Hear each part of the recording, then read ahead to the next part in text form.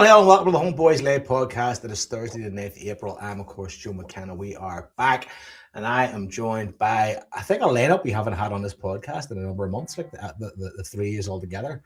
Joined by the wages man of the podcast, Scott Ortiz, out there in Campus Line. The wages man. All right, Joe, how are you, Paul? Did I say wages or wages? Wages. All good, man. All good. Also, Jason Higgins out there, a white shot. Help her. And a man who's been on and off the last wee while and is back among the fold, Mr. Brummy Boy Liam Power. Back for the big games, Joe. Back and ready. That's it. Big game hunter. So there's one game to talk about this week, but there's also lots of like roundabout stuff, ancillary stuff around the edges of the Celtic experience. But we're going to go to people who were at the Dundee game at the weekend. So Scott, we're going to start with you. You were at the game, right? I again had that feeling of sitting down and watching the game going like, well, let's just see what happens. I mean, with like not a whole lot of expectation, but a certain amount of fear. Was that evident among the fans of your bus? No, so we went up early. We went again. We go to a hotel in Longforgan, and so we up there, a few beers, a load of rolls and mints. They gave us rolls and mints. I've not had that in a good long time, man. It was fucking magic. And a good few beers. So our bus was all pretty much. And the Celtic fans in general, kind of, their bus sums up. As you say, you're kind of going up with hope. You're nervous about how things are going to go. You know we should be going up and beating them. You know that it's not been the case. So I wouldn't say there was an over nervousness about it. Dundee United last week booted everybody, the boys. I mean, any podcast you listen to all the last week, a bit. That Dundee United game did severely fucking swing it right into your fucking their ghoulies. But Sunday, should I say, it kind of went how this season's went. I think in general that we should be battering that game. That game should be what 4 or 5. I think. You know what I mean? Before they've even fucking go to the gear, and then. We're only a goal up by half time, and then as Martin O'Neill says in his after-match stuff with the wind and stuff like that. And if Celtic are 1-0 up, no manager worth their salt in the Scottish League or beyond can be sitting there going, we're no in this game because this is Celtic. Celtic are a strong team. They're not a strong unit, and I mean. It's as clear a day of penalty as you'll get against us. But in the grand scheme of things, I mean, what's he supposed to do? Do you know what's he supposed to do with that? And somebody, before we kind of dive into the whole thing, it was a really good win, considering we had lost our way again. Dundee United smelt blood, I think, and it's so frustrating how a setback just fucks up everything. All our passing just goes to fuck, and all the weaknesses seem a lot more pronounced. But to get the win, I mean, we've spoken about it a million times, and it actually looks like a football player. It looks like a striker. It looks like a guy who wants goals. I mean, I thought his goal was great. And then obviously the red card, I think, kind of kills the game. Stone did. They maybe had another couple of half chances, a free kick and stuff like that. But in general, whilst you're still chewing your knuckles a wee bit at the end up, I think it was a deserved win. I wish we'd put them with sword and because it was a great day out. I thought the atmosphere amongst the Celtic support was really, really good. I don't know if folk had just been maybe bevying a wee bit longer, what we have been that time of kick-off, but I thought the atmosphere was really good. There was a positivity, I felt, maybe kind of blind faith at this stage, but it was, and somebody, to get the win, I'm delighted. Obviously, add in what had happened earlier on in the day with Livingston and stuff like that. So it was a good day's work, and the Vogue day, it was a good day as well, mate. What about yourself, Jason? Tell us your plan. Aye. Oh, just carnage. We left at fucking 9:30 in the morning, which was just mental. I was raging. We were leaving that early. But aye, it is what it is. So we were in Lockheed for the back at 11. The interesting thing was folk were texting us about it was snowing and all that down the road. And as soon as you got to the Forth Road Bridge, it was just blue skies all the way to Dundee. Although it was bitter cold, it was a great day, wasn't it? The weather was actually really good up there. As you said, so we left at 11:30. So I left, my missus drove me down, and I left the house and the sun was splitting the sky. And see, by the time I went for Campbell's Line down to Raglan, and I got off at the end of Main Street to walk along and get doing on it, mate, it was a whiteout. It was absolutely whiteout. And everybody's pure like that. Oh, what's it like up the road? And I'm going, I don't know. And like, see the mere people were coming in, they were covered in snow. You were like, oh, you're pinned on now. So as you say, you wouldn't have seen any of that. No. Folk were texting us. Showing us like pictures of Livingston Park and stuff like that. And I'm like, bloody hell, let's just look at us sending photos out the bus window. It was fucking sun splitting the trees. So, aye. So we gets up there and they had a singer on for us and that. It was a right good day in Lockheed. I had a brilliant day. And then I went to the game. So I was in the main stand. As you say, the atmosphere was pretty good. The interesting thing was watching the Hearts game on the big screen in the pub. And I didn't know whether I wanted Hearts to win. And nobody did. Everybody's like, Livingston took the lead, then Hearts went the lead, and we're all a wee bit like, maybe that's for the best. Really interesting, wasn't it? Really interesting. And then when Livingston scored the equaliser, there wasn't really any big roars or anything. We're all just looking at each other saying, well, it's up to us now. But aye. So I went to the game, and to be fair, I thought the first half Celtic were really good. Mm-hmm. You were just saying, don't be another false dawn. And we gets the goal. I thought for some reason it was going to be offside. I was right in line with it. But when you see it again, it's never really offside. I don't know, because you don't know whether it's Negrin that gets the touch on it. But even if it did, I don't think he was offside anyway. But because he was at the first stage of play, but obviously then Svinchara has the shot. And again, right down the pipe of the keeper, you're just like, fucking hell, mate. And so fair play to Yang, getting on the end of that. And obviously later on in the game, he caused the red card, which I was a wee bit gutted because he looked as if he was going to go through and he'd maybe have scored. You know, that's the kind of goals he's kind of no bad at. Mm-hmm. And we could have been doing with an extra goal, but big Svinchara as well, the one he's fucking clean through. Great run, but fucking the keeper kind of makes it easier for him. He kind of dives out the road and he fucking still fucking hits the post. I'm like, oh my God. But I thought we were well worth the lead at half time and then the usual shite. The interesting thing with the penalty is fucking right, it is away from his body, right? So you can't really complain. But the ball was going a mile over the bar. It wasn't on target. See, you watch it again, he's hoofed it. It was fucking going out of the stand.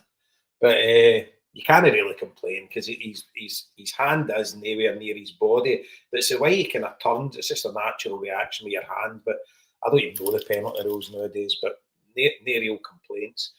And then when that goes in, you just I could have seen them beating us.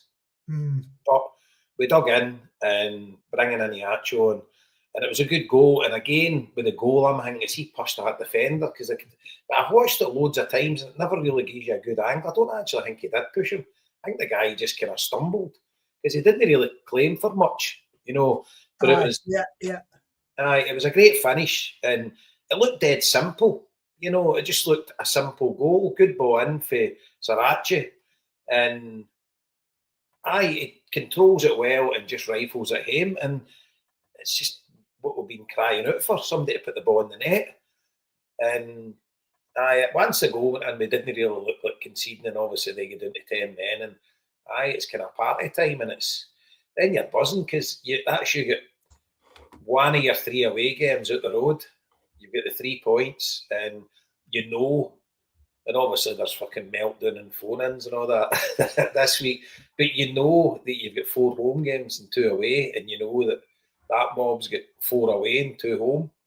And it was then just waiting on the fixtures coming out, which we can get on to in a wee bit. But a good day had by all.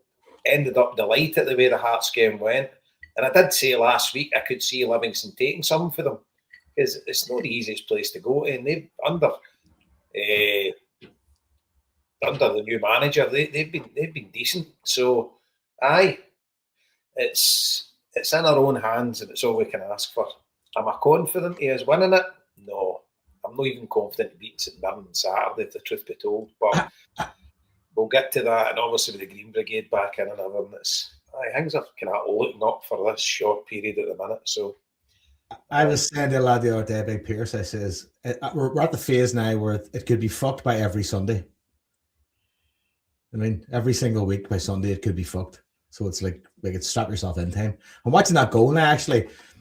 See what you said. I don't know if he pushes him. He definitely kind of puts a bit of pressure on his back, and his knee kind of buckles, and he goes over. And I see that there's a kind of a split second when the ball drops on the ground, and fair play, the ball drops, doesn't spin, and he turns and hits it. I think the Dundee defenders and the keeper all just kind of froze for about half a second, and he just because it looked really easy, but obviously it's no easy to put the ball in the net, as we've proven fucking time and time again this season. But he made it look really bloody easy, and I'm just delighted to see it hitting the back of the net and not getting any VAR involved or whatever. So bring it on. So Liam. Yes, yeah, agree with everything the guys have said so far. To be honest, I didn't make it up for the game.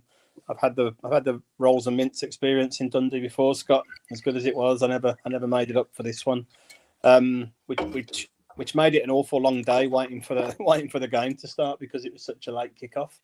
And I've said on this show a few times recently, we go to games in the last multiple seasons and don't really get nervous, don't really have any kind of massive anticipation, and probably partly because, Jason, you and I meet in the stadium, have a few pints, and then you just kind of roll out at kick-off time for the game. But obviously mainly because of the dominance we've had. But the last 3 games, I've been a fucking nervous wreck before and through the games, and last Sunday was no different. So I went out for a pint for the Hearts game to watch that, and got in the pub about 2:15, I think it was. And Livingston were winning 1-0. And I agree with you, Jason. I think they've been a good team under Marvin Bartley. They're quite a fast, physical team, but they play a bit of football as well. And sat and watched the game. There's no sound on, which I don't like watching games without the sound on. But Hearts kind of turned it around 2-1, and you thought that was going to be them strolling on them. But once Livingston equalised, I don't think Hearts really looked like they were kind of come back. And they've 4 away games without winning, 4 home games have won by a goal. They seem to really be kind of pulling up short at the moment, but we'll come back onto that obviously later on with the fixtures and stuff. So yeah, again, split emotions as to whether you want them to win to keep the gap over Rangers or get us back in it. But I think them drawing definitely gave us that incentive and hopefully got through to the players before the game. And I thought that's the best we've started for such a long time in a game. And we were kind of a couple of big toes short of being 3 or 4 up at half time. Some brilliant balls across the box, just missing that kind of tap in. I thought Yang deserves massive credit for the goal. That little flick over the goalkeeper was brilliant. And like everybody else, thinking Negren's gone in and took it off his toe, and I was convinced one of them was offside as well. So mightily relieved to see that. But then once you get into half time with only 1 goal in it, the way we've been all season, you're kind of expecting that second half performance. And obviously I wasn't at the game, but the wind looked really strong from even watching it on the TV. So we're not great when we get turned and the pressure comes on us, and that's the way it's proved. Penalties are penalty. There's no big debate around that. I've been saying for ages that the rule is if your arm's in an unnatural position, then it's a penalty if the ball strikes it. But we're actually, because of VAR, we're actually teaching defenders now to defend within unnatural positions. They're going to block people with their hands clasped behind the back, which is a fucking nonsense. Whatever happened to ball to hand, Liam? That's the thing. He was what, a yard away, 2 yards away, and the ball was going that. Jason said going over. I didn't even notice that. But the ball was going over. But, yeah, I didn't even notice that at the time. But it's a penalty under the rules today, right? There's no real debate around that one. But it's just becoming a bit of a farce. The whole, if it's deliberate, it's a penalty. If it's not, it's not. That's the way it really should be. But it becomes difficult, doesn't it, to kind of manage that grey area. yeah, Van Chara, I think he does all right for us, kind of linking the play up. He gives us a bit of a not so much a physical presence, but he can be a bit of a target at times. But his finishing is fucking hopeless, man. And that one in the second half where he's just he's laid it through to him. All he's got to do is take one touch and then left foot and goal and fucking heavy touch, and the nerves are just building up and building up and building up. But Dundee's a good team just now under Presley from where they were early in the season, and obviously you guys are well inebriated. Obviously that would take the nerves away, but I've got a few scars from Dundee already this season, so it was a nervous old second half. But we've all said I think Iñárritu is our only proper striker that we've got. He's the one that can play with his back to goal, take a ball in, control it, bring other people into play regularly, and if he gets a chance, he'll score goals. So, super finish. Is it safe to say, Liam, that when he's on the pitch, players are more inclined to stick the ball in the box towards him, knowing full well? Yeah, I think one of the factors on Sunday, Joe, we had Trusty back at centre half. Oxlade-Chamberlain played, which again I thought gave us a bit more experience. I thought that's probably one of the better games he's played for us so far. He's not quite there yet, but he was better. Hatate not getting on the pitch at all was a bit of a mystery. We can come back to that one a bit later. And then Iñárritu, you're bringing him on. That's just a proper experienced player, Joe, who knows what he's doing. But like Oxlade-Chamberlain, his fitness is just miles off what the top of his game is. But players like McGregor and others, Forrest, they'll know that if they give him the ball, it's going to stick. They can make a run and they can get the ball back, which they can't really hang the hat on that with some of the other players that we've got. I wouldn't be like, I'd be reluctant to throw him straight in for the next game. I think just now that the last half an hour for the next couple of games is just ideal to build his sharpness and his kind of fitness up a little bit. But we definitely need him when games are getting stretched and getting open a bit. But then the other options are not ideal. But we held on for the win. The 10 men obviously made a difference, helped us out a little bit, just seeing us through to the end, and we're right back in it again now. And obviously, the fixtures coming out and the general news this week has been, hugely optimistic for us, probably for one of the rare times this season. So it's all to play for just now. 6 games to go. So very exciting and nervous times. Yeah, see, Iñárritu towards at the end of that game, I was like, I don't care if this guy never plays football again. Run him into the ground every last game of the season, just so we can possibly have a goal threat, because Van Chara has kind of, he doesn't appear to be it when it comes to getting goals. I mean, his physical presence and his pace and his ability to kind of hold the ball are great, but I got so frustrated with him at the weekend. Back to the Iñárritu point, but Jinky is better come off the bench when defenders are a bit tired. Because just now I do. Yeah. We started him at Tannadice, it was murder. Yeah. Well, the team was murder right enough. But yeah. I mean, we didn't help ourselves at Tannadice. He was on his own against a 6'5" defender, and we kept on playing long balls up to him. Now, he's all right in the air, but he's not like big sort of thing. But you've got to get players around him if you're going to play that sort of way, and we just didn't do it at that game. But I just be worried, Jason, that he starts and he gets himself injured again. And I think he's certainly for the next 2 games against St Mirren. That's not downplaying them or writing them off at all, because I wouldn't write anyone off against us this season. I think just giving him that sort of role might just get him back into the swing of things. But it's a bit of a dice throw, isn't that, Liam? Like fucking, because he is, for all intents and purposes, goal threats, him or Negrin. Yeah.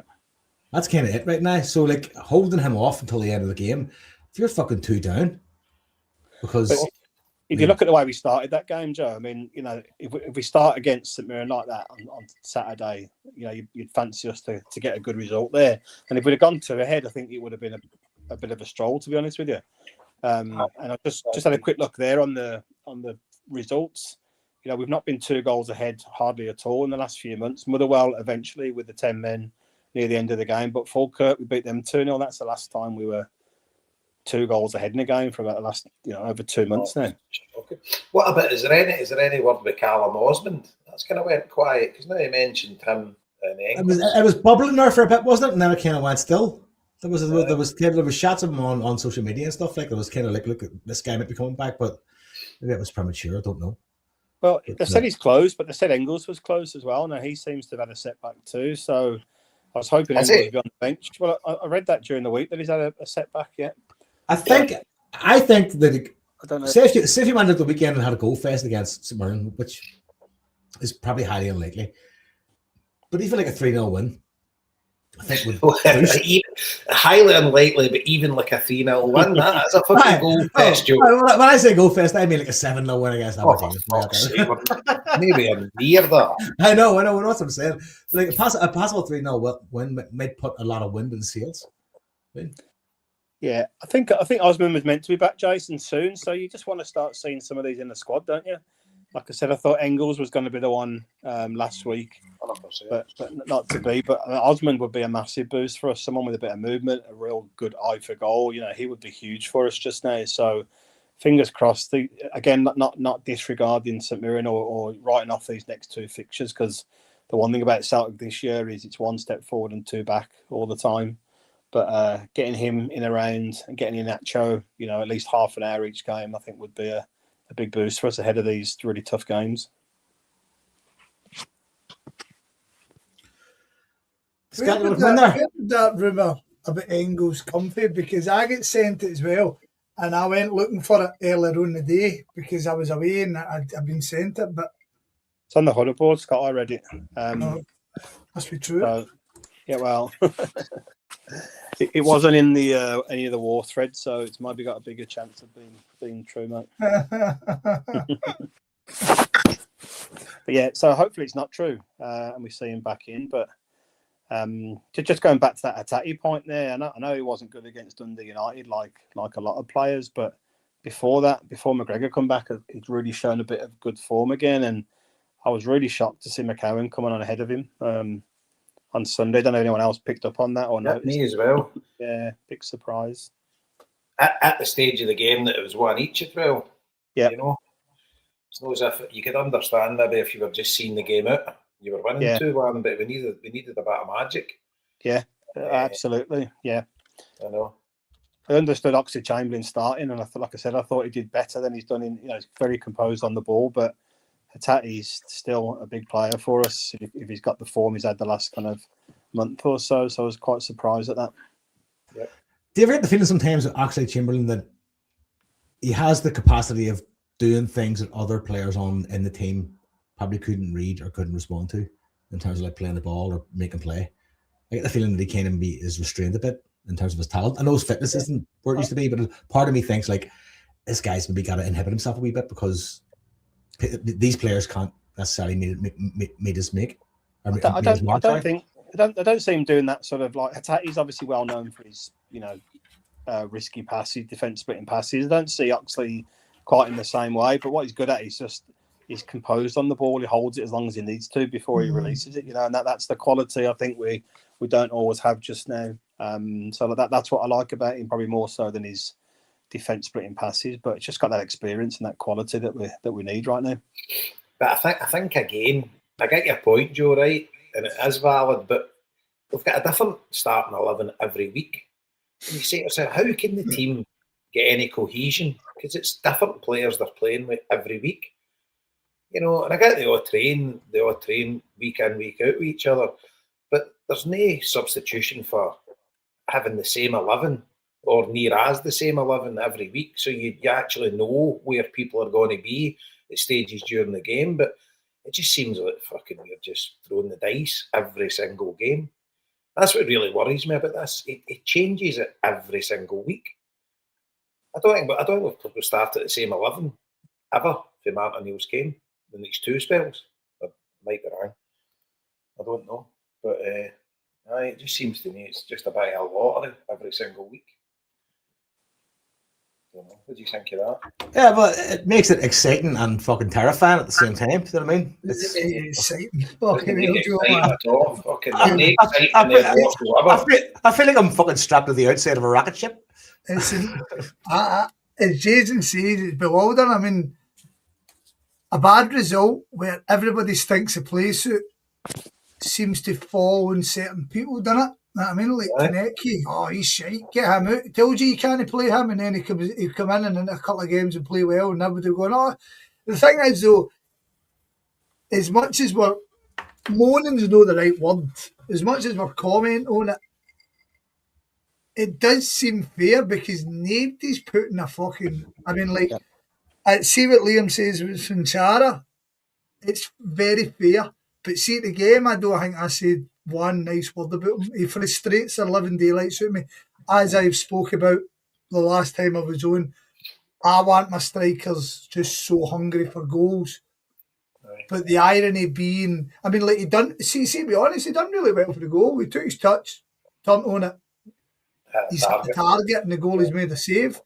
But I mean, it just seems unforgivable for running through and goal at a big important point and no finishing the fucking goal, doesn't it? It's very frustrating. Stick that in the net. I mean, it does give you the heebie-jeebies. I mean, and then as Jason says, Iheanacho to me has always impressed me. You go back to, was it the Red Star game when he came on? He just kept bringing us up the park. And then against St Mirren in the cup final, him getting injured is one of the big points why we fucking collapsed. But which is 100% fair to say, Dundee United game, it was pretty crap, wasn't it? You know what I mean, again though, we always say if you don't feed a striker, how is it supposed to fucking breathe? But no, I understand the reticence to kind of use him and try and keep him, but are you just delaying? If he's going to break down, he's going to break down. This season just seems cursed in terms of fucking injured, because I'm hearing Donovan's injured and all that now, and as you say, Engels, and then AJ, that we spoke about it last week, AJ get away with Canada and fucking, I mean, you're like, oh, give me peace, and I think Martin O'Neill's jinxed it every time Martin O'Neill says something in a press conference that goes the opposite way, doesn't it? That's us kind of left with Ralston at right back. That's it. Yeah. What is the latest with Araujo? I heard he's coming back. The chat is he's coming back. So I heard both. I heard he's coming back. He's not coming back. So what do you choose to believe? You'd have been on the one thread in the huddle board, because you got the one thread there and there's about fucking 40. Yeah, it's brilliant, isn't it? There's 40 different scenarios. Somebody asks an opinion, and within 3 comments, you've got fucking terrible, brilliant, and it's all right. But that's part of the course for this season in terms of like communication information. You're going like, well, what's happening? Well, like, well, maybe it's aye, maybe it's no. I mean, I think it's like now, like you go looking to find out the weather, and if the weather's crap, you go to another weather app, and then you find the one that's all right. You go, I'll go with that. Yeah, that's actually so true. Because I've got 2 in my phone, the Met Office, and then just the one that comes Aye. one sheet always a week, and the other one. That's not too bad. That precipitation is 5% lower. I'll fucking take that. Take an average everywhere. That's how old the HomeBhoys are bad, lads. We're talking about precipitation on the fucking podcast. Oh Jesus! I think the thing with O'Neill and the picking the team, I mean, he has changed it about a bit, but I think there are circumstances around that as well. I mean, Trusty being banned for 3 games didn't help him, and you know he's fucking picking a striker out the hat every week. Tenexi, I don't think he's proven he's good enough to start games just now for us for whatever reason. The right backs, like you said, we're on our 4th right back again just now. So I think it's a bit of, like, I do agree with you, Scott. I do think it's the same couple of players that get the kind of brunt when we don't play well. But you're just throwing shot at the wall, and hoping something's definitely. No, 100%. Yeah, it's tough gig. What about Callum McGregor? We've not spoke about him. He's miles off it, isn't he? No. And he talked one lot of shit, I just see his interviews at the end of the games. I'm like, what's happening here? I've given up watching interviews at the end of the games. So. Mate, I've started putting on Walford and Nancy ones instead. Fucking hell, man. At least his shit had a guy.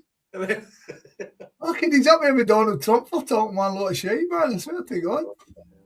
We're in the post-match truth era. Here, I think we're kind of afflicted this season as well by like there's not to say there's always a hero every season, but there's always somebody to focus on and go fucking him, or 1 or 2 go, oh, him, he's great. That has not happened this season. There's been none of that this season. There has been like in terms of like, not that this matters immensely, but in terms of like characters and players you can focus on, going like, I can't see him play. There's been nobody you've kind of went to yourself like, well, he's vital. But right, so think about the seasons that have stank the place out over the last, ever since maybe the Huns went tits up, or even just before that. Think about any of the seasons where it's been fucking rotten, right? So you got the COVID season, and your hero was David Turnbull, and it quickly became apparent David Turnbull wasn't really up to it. Do you know what I mean?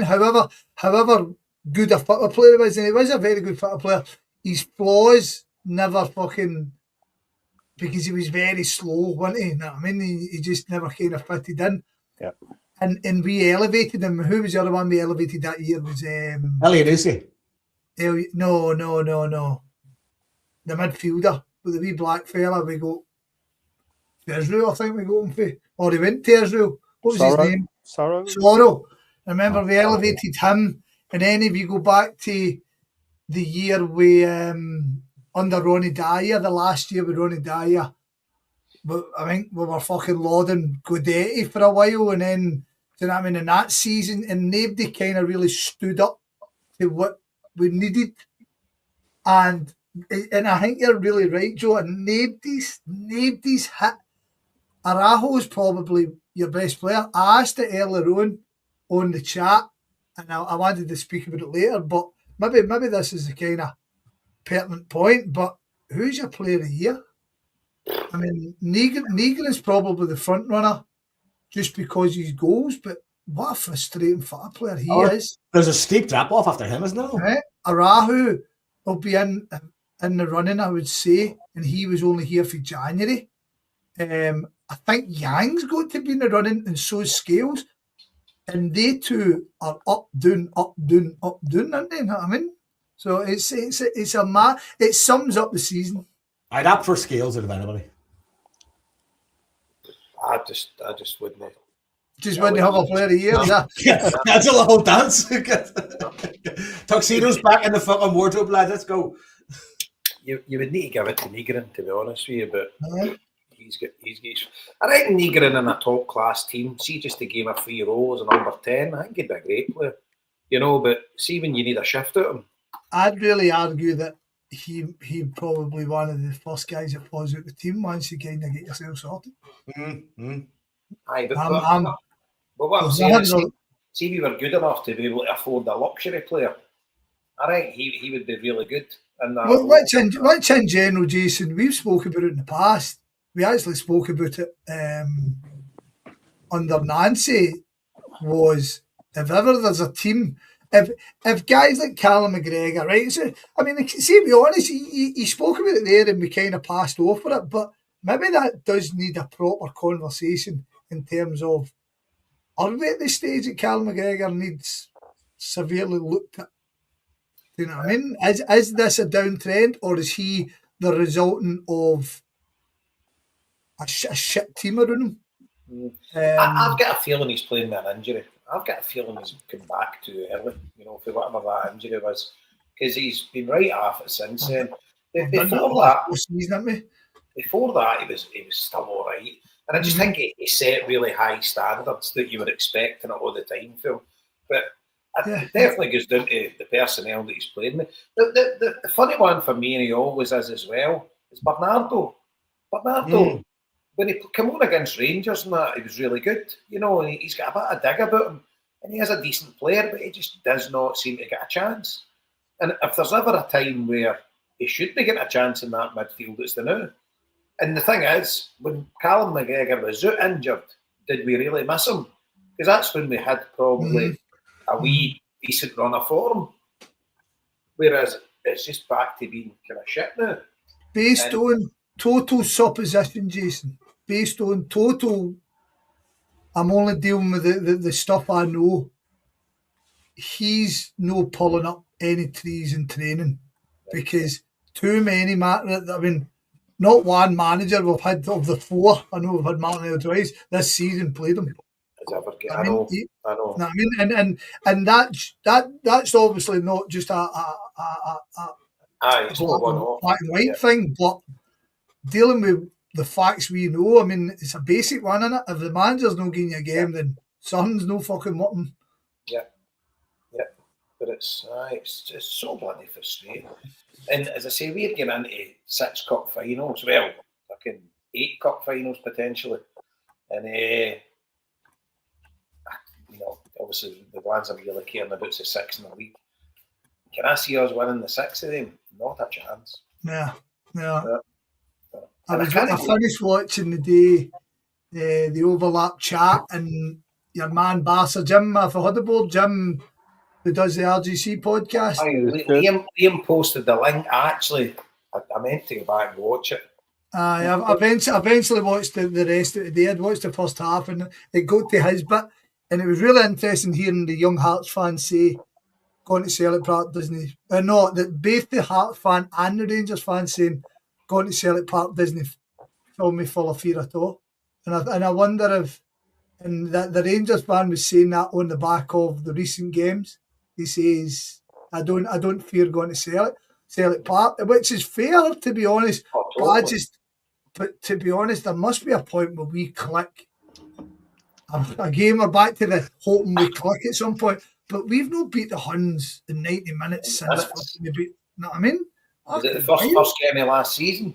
Aye. Wild, man. And we've played them with 2 cup games and 8 million times, aye. 8 times since then, 7 or 8. Aye, we've not beaten them in 90 minutes. I know.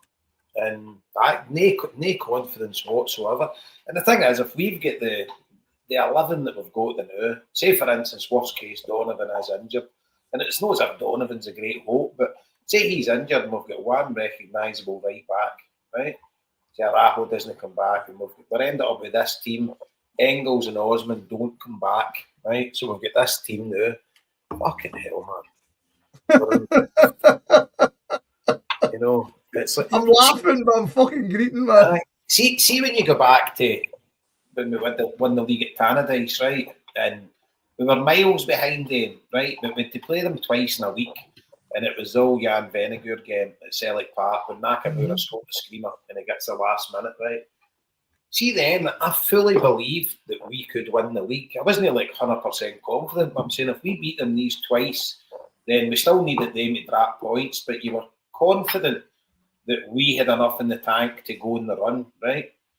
I'm confident they'll drop points, but I'm no confident in us. We'll do and wait. No, not at all. Nah, that pretty much sums it up, to be honest. Aye. Yeah. Can we talk about Alice Johnson going to Canada, Canadian? What the fuck is that all about? We done it last week, but go ahead, Joe. Okay, we did it last week. Well, fuck that then. You don't listen back, Joe? You're a piece of shit, mate. My memory's fucked. Liam, you were going to say something there. Just going back what Scott was saying about previous bad seasons. I told you how nervous I was when I woke up Sunday morning, and I just going through my Facebook, and it comes up with memories on there. And we were at Dens Park 9 years ago to the day on Sunday, where we drew 0-0 under Ronnie Dyler. And I was reading through the comments underneath a post I put on. I'm just pissing myself because it was like time had stood still. 6 games left. There isn't one game I can say we can get the 3 points, 1 strike at the club, total mismanagement. And that was just before we were playing in the semi-final that we got beaten. That eventually changed everything round, but that didn't really help my nerves one bit at all, man. So I tried with sharing it, and I thought, no, fuck that. No it's had to fit early. But it was funny because maybe reading Facebook, Liam.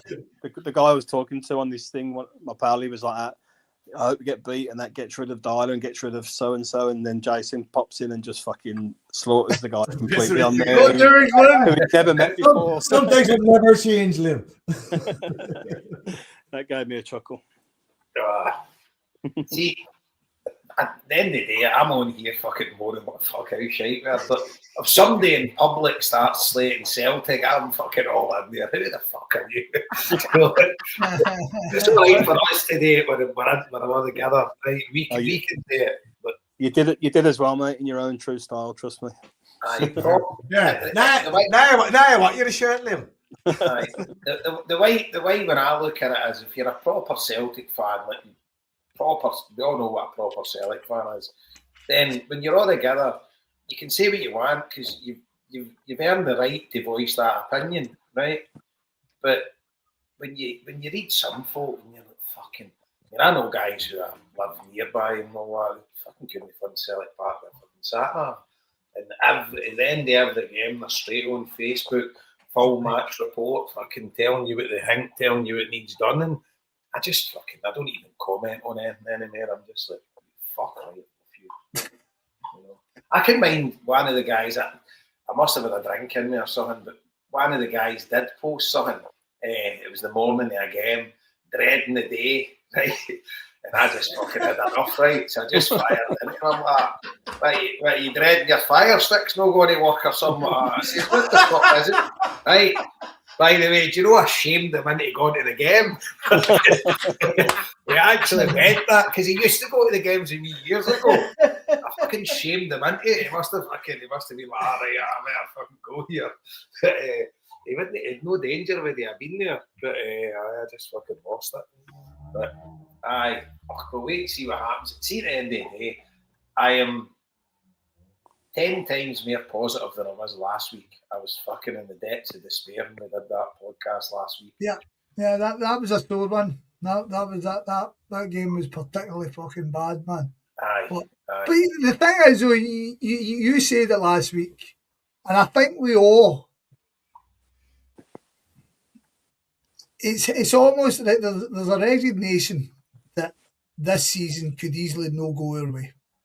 I think we're all kind of resigned to that fact at this point, and there's a good bit in us that go, let's just hope if we fuck this, Hearts win it, right? Which is mental to say, because then you want Hearts to win fucking end, but it is what it is. But there's also then a bit of you appears that kind of goes, I don't want to just sound like I'm resigned to this. I still want to kind of get annoyed about it, but I don't know. It's just a weird one because I don't trust this team. What the fuck? No. Don't trust them. And you made the point about the atmosphere on Sunday, right? I get the feeling that everybody had the same mindset as me and you. Like the way I think everybody at the game was kind of right. Well, fucked it. We know. I mean, obviously, you've got some folk that never throw the towel in and we can win it and they're fucking ultra positive and whatever. And God bless you, people. Sean Kelly, I mean. He's kind of one of them, but no, really. He's a bit of a realist. But I think everybody was like, right, because it gets to the stage now that see if we fuck it up against St Mirren on Saturday, am I going to be shocked? No. I've kind of resigned myself to the fact that it could happen at any time. But the likelihood is we would fuck it up against St Mirren and Hearts and them would get beaten off, and you go, oh, for fuck's sake, just put us out of misery. But, and obviously, when the fixtures came out, right, I didn't think they would have got Falkirk away twice, but maybe that was the way it was always going to be, depending on I thought they'd have gave them one of the other games. Who would it have been? Would it have been? Hamish on Celtic AM done a really good thing about it. Again, like I say, I was up the caravan this week, so I come back early the day, left the wains and stuff like that when the missus and all them left them down there. So I was just catching up on all my usual Celtic stuff, and I sat and watched all Hamish's stuff, and he done a really good bit. It kind of explaining the decisions behind why the fixtures are the fixtures.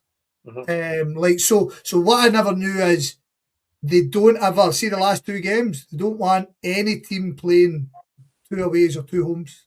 They want everybody playing home away. Last two. So that affects where the fixtures. They also never ever want a local derby game to be played on the last day of the season. And added in that the title could be on the cards. They definitely didn't want to add that in. So that kind of knackers Hearts Hibs playing, and it knackers us playing the Huns on the last day. So see when you add all these factors in, there's reasons why fixtures are in the position. Do you know what I mean? Aye. That makes sense. I mean, I thought Hamish done really, really well. Like stuff I just didn't know, and I was like, "Fuck me, Hamish, well done." Do you know what I mean? Aye. Don't get me wrong, there's still going to be things that, well, you could have done this, you could have done that, you could have done that, and that's fair dues, but there is at least some kind of logic behind the thing. Aye. Know what I mean? It's the fact, but right, see, because obviously they're playing Falkirk away 3 times this season, right? Mm-hmm. I thought it might have been Hibs or Motherwell would have been, but there must have been a reason that it couldn't have been that, because then that would have maybe thrown their fixtures out of kilter, because they would have had to maybe play 2 games, like all belonged. Yeah, you know what I that's mean? aye. So, Aye. So I mean, maybe don't get me wrong, I've no went in fucking deep dive to it, but as I say, even that wee bit of information out there, you kind of go, right, okay, that does make sense. Do you know what I mean? But the thing for me is, I don't know if you agree with this, but arguably Falkirk are the best team in Scotland at the minute. Especially they play a good brand of football. Aye. But they did lose at home to St Mirren, didn't they, a couple of weeks ago? Yep. Aye. But have we lost points then? I remember distinctly thinking that was the first game on the second O'Neill fucking stint after Nancy. I remember thinking at that match that, like, had it been Nancy, we'd have lost 4 to them. So we beat them 2-0 at Celtic Park. We beat them 1-0 just recently away. What was our score the first time they played them at Falkirk? Was that O'Neill's first game in his first spell? I beat them 4-0, did we know? 4-0. Right. So, like, in terms of teams that have struggled against them, we're not one of them, which is good. Well, I was at the game at Falkirk and they were the better team by a mile. Fucking and they missed an absolute pinch earlier on. How we get out there 1-0 when they're still a mystery to me. So, aye. And the fact still stands. I mean, fucking, like, we haven't lost. Aye, but that lot, they get beat. Factually correct, Joe. Factually correct, Kim. I'll give you. But for the fact that they have to go there twice, that's fucking naughty for them. That's tough. I don't think their away form's great, so that gives me a bit of hope. That Jimmy Bryson's not happy. Has he ever been happy? Has that boy ever threw a smile in? Any ever? Professional outrage is his outrage. But I mean, even that Ali McCoy's coming out with stuff on Talk Sport. You're like, he's obviously at the wind up, right? But he's been. I mean, I put on that radio, Clyde. Was it Tuesday? I went to with a Tommy Gemmell meeting. It was the first one since the start. He's been up just a bit next stages and stuff. So I was driving out of that on Tuesday. And I had that phone in on, and fucking they were foaming at the booth. It's fucking unbelievable. We've got 4 away games still to go. And you're like, how's it unbelievable? Everybody plays 19 away. What the fuck are you on about, mate? Aye, but and they're going on about this last day of the season, us at home, right? Well, we've got 3 home games and 2 away. We'd have been slightly unlucky to get. I mean, I was convinced we were getting Fifth Park away. Last game of the season, I was convinced, and they could have done that, Scott, because they could have made us play game 3 and game 4 at home, and then played. No. I'm not disagreeing. I'm not disagreeing. They could definitely have done that, but I would surmise that the way it's worked, Sky have definitely had a fucking something to say about Hearts versus Celtic last season. I would say that's completely on the money. I think that's kind of.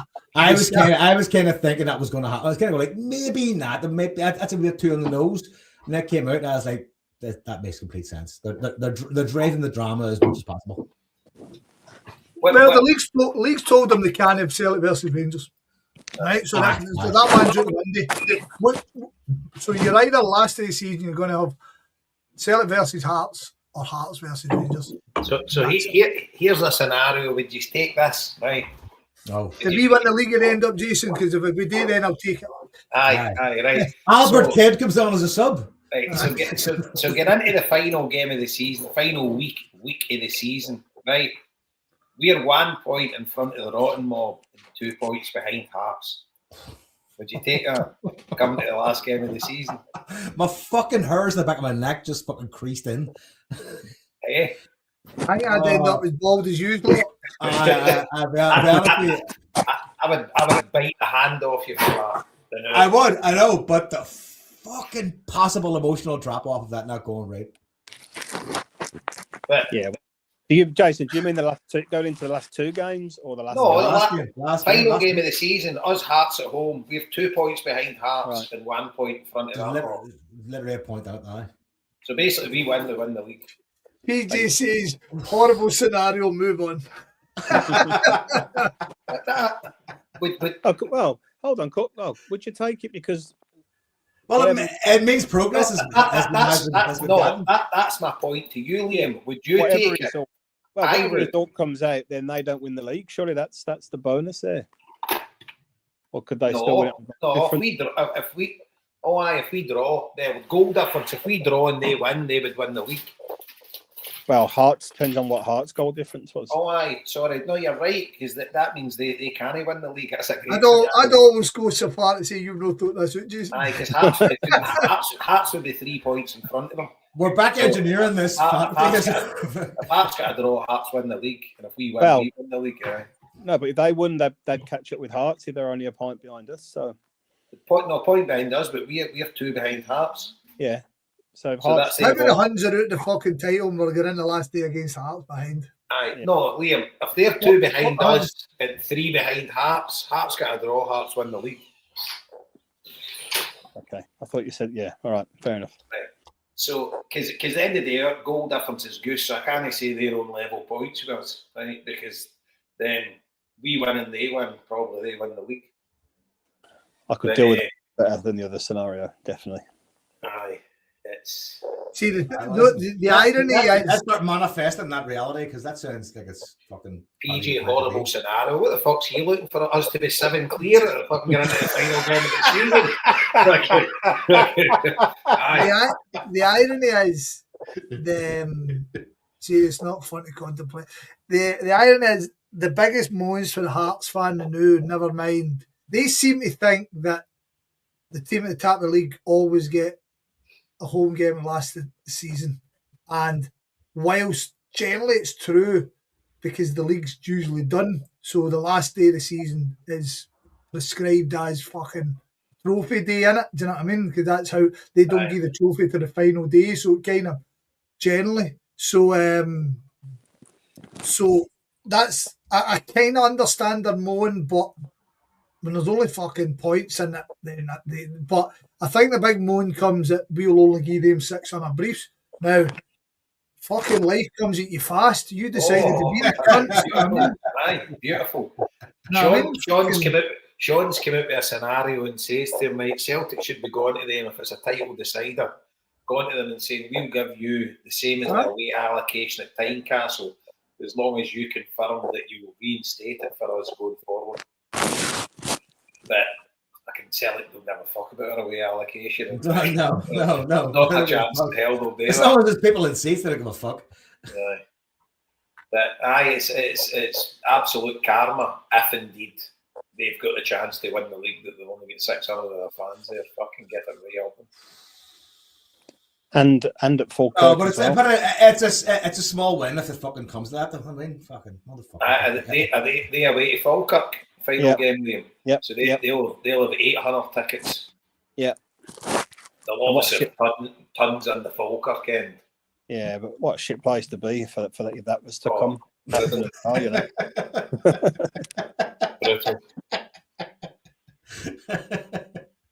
Joe, I mean, I don't mean the area as much. I just mean the stadium. There's fuck all around it, you know. I think it landed well enough, Liam. I think it landed well enough. You're right. It's absolutely horrific where it is. It's just brutal. See as well. I've not even looked at this, but do we play before them every week now? I think Hearts play. Hearts see the midweek. I think they play on the Tuesday. Right. Is that Rangers right? I'm talking about. Do we play before Rangers every week? First 2 definitely, and then we play them on the 3rd. Obviously, so that's level. And then the final game's the same time. Yeah, just the midweek one, like Scott said. I'm not 100% on that one. Probably the same time again. So maybe 2 out of the 5 we play before them. They don't play. Seemingly they don't play before us at all between now and the end of the season. They play the same time as us in the midweek game, 8 o'clock on Wednesday. Aye, but so two out of 6 we play before them, 4 out of 6 will play the same time. Well, 3 out of 6 because this week we played before them as well. So 3 of the 6 we played before them. Right, so 3 were playing before them. So aye, so that's right. Then the last 6 games they don't play before us at all. Yeah, but I think we're owed quite a few over the season from memory. I mean, see, the thing is as well, we've actually been back to us listening to Daughtry Martin at the Q&A. But the thing that was said there, well, Sean Maloney said it, he says, if we can still be in the hunt when we come to the big games, and that's all I was thinking about on Sunday, just win these games.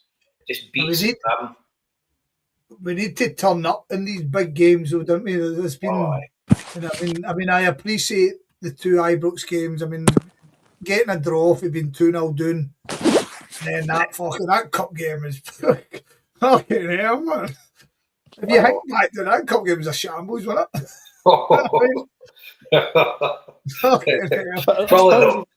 I suppose if you look at it, O'Neill's played 4 times, I think, against Rangers and Hearts, and he hasn't lost any of them, has he? Over 90 minutes, and none of them have been at home. Yeah, fair point. Fair point.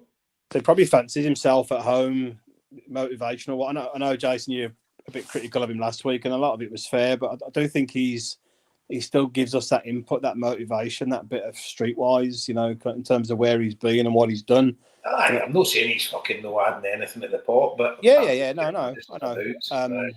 But I think they fancy it. I think they think they can get the players up in these games, and particularly now, obviously, what's happened this week from the fan perspective, then they feel they can turn it over in them 2 games, which will be massive. And interesting as well. Did you watch the players celebrating after both goals? It was a proper togetherness, and a proper. Everybody is up for it, What I did notice was big Chance Farah grabbing Iheanacho at the very end of the game and like proper in his ear, like fucking giving him the fucking well done, brilliant, big hugs. I can't say, like I say, if you ask the boys I was with, I was kind of fucking critical of him. But in terms of, he's getting everything he's got. And as you say, I mean, like, he flinging the penalties recently and all that, he's playing a part.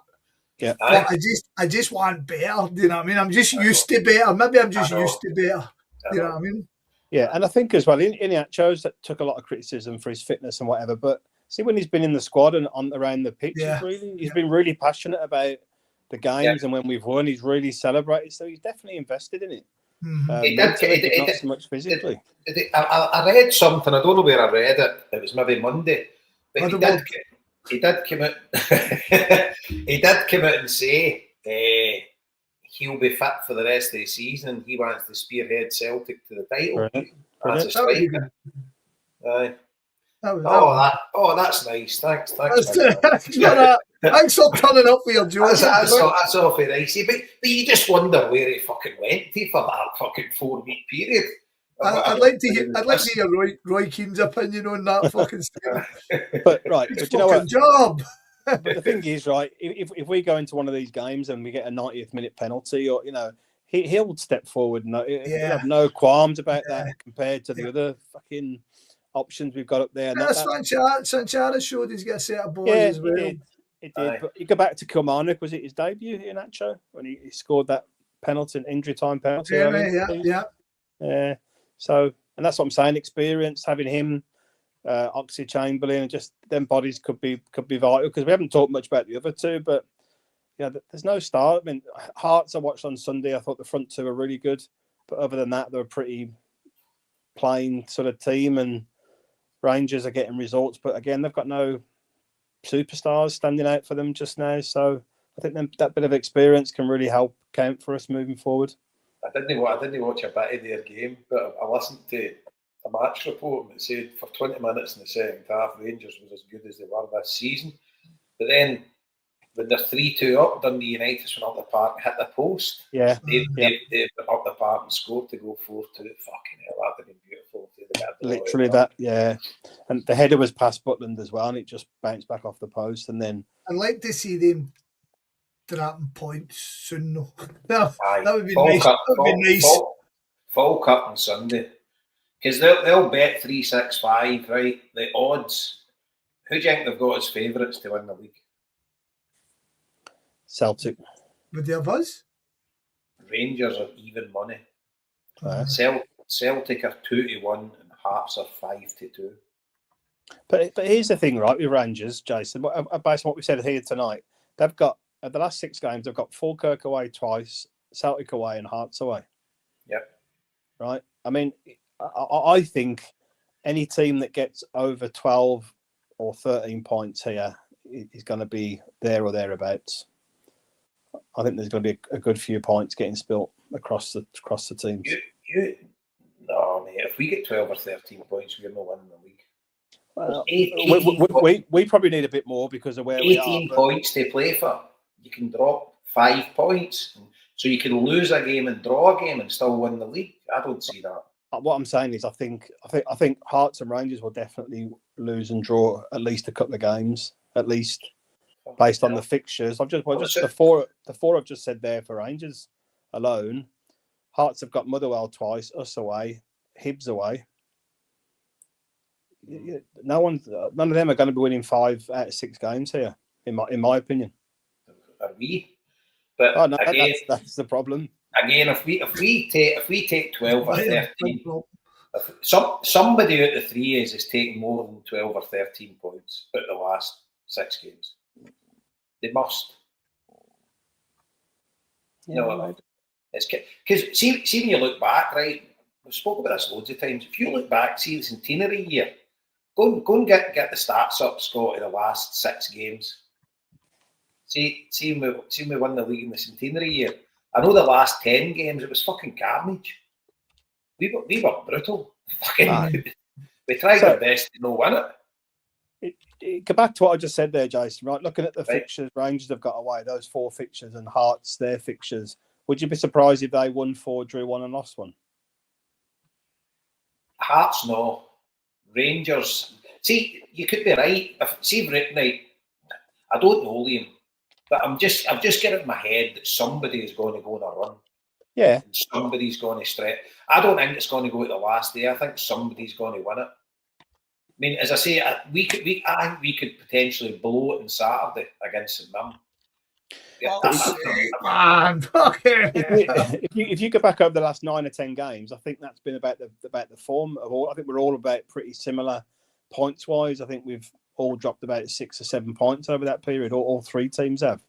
And if you look at the away record for Rangers this season, they've really struggled, and they've got 4 really tough away games to play there. But Hibs is a fucking cunty again as well. They're playing well. Mm. And Motherwell have kind of, I don't know if that Bertalascu has ran them into the ground. They've kind of dropped off a wee bit. So I don't know. Falkirk, I'd forgot about St Mirren beating them, which is giving me the heebie-jeebies now. I forgot about St Mirren winning at Falkirk a couple of weeks ago. But who knows how it's going to go. Just divine intervention. Every round's massive. Like, there's so much permutations this weekend. You know, so we just need to just get in, get the W. A couple of goals would be good, but see if we just get that win. Whatever comes out of Tynecastle, we wait and see, and then the next day is just a bonus waiting to happen. And then, so here's the thing, right? Following week, we've got the Cup semi-final. We've not really got the players to rest, but I would be playing a fucking reserve team. You know? So momentum is a thing and all. I know, but Andy that's got legs dodgy, you know. Yeah. Fucking get them rested. If there's one game left in the season we can lose, fucking let it be that one. Yeah, true. I suppose if you've got Engels maybe or Osmond or any of them players close, you know, get some leg time in them, maybe in Nacho a bit more time, but they've found a bit of form last couple of games, but I still think at Hampden and at Celtic Park we should have enough for them. Did you get that stat, or did you get the centenary year running? I'm just looking at the centenary year. No, centenary year, sorry. I was wondering now. I'm looking at it, so just crack on and I'll come back to you, because it just... how Dundee United were fucking and boys, and you know what I mean? Dundee United, So we only went above Dundee United with 4 games to go. it's when you look back now, it's fucking how we won it. Fucking hell, man. Fucking, I know. It's nuts. But so we can't ask for any more. See, so when the fixtures came out, I know it'd been leaked a couple of days before, and we didn't know whether it was gospel or not. But when the fixtures came out, we can't crumble. I mean, we've lost 8 league games this season, and we're sitting here with 6 games to go, 4 at home, 2 away, win the 6th game and you win the league. What the fuck? That's all you can ask, isn't it? How bad is Scottish football? Fucking Hearts have won the fucking lottery this year, haven't they? To be in this position. I know. But And Derek McInnes did say, we don't care, we play in a car park. Fucking on yourself, Derek. Fucking great analogy, pal. Fucking up the road, you dickhead, you get a fucking shave. Fucking play car parks. The car park cup, let's go. Beep, beep. The only time I had car park analogies was out at a wedding in Lurgan. My mate's uncle said, I fucking turned this place into a car park.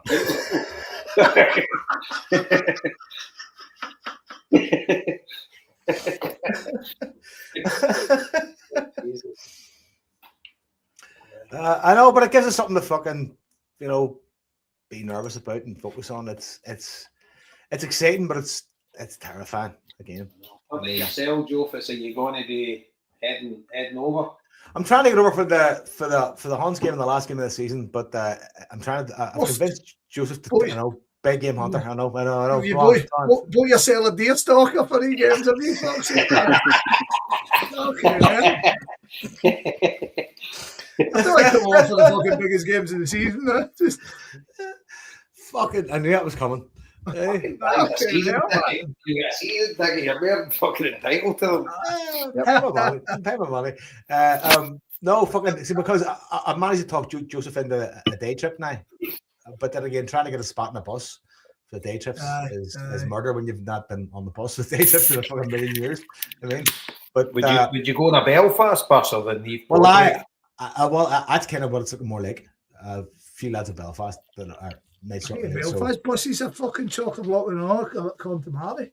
I know, but sometimes there's always 2 spots available for somebody with tickets. I mean, so good point. Aye. Wait and see how it goes. But that's kind of the plan, because I spoiled this boy for the years, taking him over to Glasgow for the weekend, taking him out and about, like he's my girlfriend. You know what I mean? So a day trip on the ferry and a fucking early morning start is what he needs to understand. I mean, he's only your son, Joe. Fuck's sake. I know, but I think there's a certain rite of passage. I mean, no, at a certain age when you go like right. Oh, aye. You start learning to rough it. Aye, exactly. I'm there telling you should be fucking slapping him in the head and saying this is what my day shop. I think I'll go down well in the house. I mean, I'm surrounded by women in this house. Me and him's the only fellas. I mean, we have to have a kind of hidden language to a certain fucking degree. I mean, but so that's kind of my plan. I did the opposite with Ellie in our European away jaunts. So our first ever European away jaunt was a fucking planes, trains and automobile job to Paris. It was a train down to Manchester, flight to Paris, into digs, late on that night, out the next day. Then full day in Paris. Then the next morning it was like 3 hours kit, then up for a fucking 5 a.m. flight to Manchester and train up the road. So then after that, I said to her, like, you fancy it? I'm not doing that again, so it was fucking Harry Hines for the 2 weeks. So you sitting there, brilliant. Valencia and Italy. I think she's getting another one. But no, I think obviously it's dead easy for us just to go to the games, but I think there was something magical at doing the trips for Belfast on the bus, because the crack must be great all the way there. It's like a kind of European away type Aye, game that we have. definitely. Aye, Yeah, aye. 100%. That's kind of what I want for him, like, because he's had the experience of going with me and like meeting up with you and stuff, and kind of having the whole weekend in Glasgow. I'm kind of like, I can't keep spending fucking €1,200 every fucking time. Oh. Bring it to the game for fuck's sake. You know what I mean? What the fuck? Hopefully, you know, spots open up in terms of buses and I can make it happen, because like, I do miss that. I do miss it. I mean, I do miss that. Like, that kind of. There's something amazing about being among people who are all traveling for the same purpose, right? Aye, definitely. And it's very different on a plane than it is on a bus, because like, in airports you can kind of separate, and planes you can kind of fucking dissociate. You can go to sleep and stuff like that there, and have a few drinks and sit with your mates somewhere. Whereas like we're on the bus, there's a different vibe to it than me. Oh, totally. I mean, our bus on the way home, seeing fucking Sunday on the way home, our bus was absolute carnage, man. What a laugh. It was just hilarious. But it was just fucking madness. Just everybody was fucking upside down. It was like, aye, the good patter, do you know what I mean? Because our away bus is good. You know, it's all decent punters on it. There's no fucking bambots. I've a few fucking ear burners all the same. I'm maybe one of them. But maybe I'm two of them. Maybe. But aye, it's all good punters, and aye, it's a right good crowd. And aye, get some laughing away down the road. So I do love it. But here's the thing: Aberdeen get relegated, right? They get into the playoff. Thistle or whatever beat them, or Dunfermline, whoever's going to win the playoff.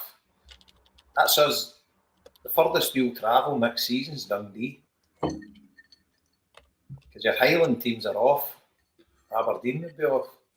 That'd be a fucking sobering thought, wouldn't it? Yeah, Jason, your premonition has come true. Aye. All those years down the line. Aye. I know. Get them to fuck. I don't know. Did you include Aberdeen in that too? I think you included them. Oh no, I didn't include Aberdeen in it. That's how strong his power is, Joe. He even got rid of Aberdeen along the way. Right. It was Dingers and Inverness. As if it was spilled over the Highlands, is it? See, over time, I grew a proper fondness for Dingers. Not so much Inverness, their stadium shite, and it was just rubbish there. But Dingers, I grew a bit of fondness for them.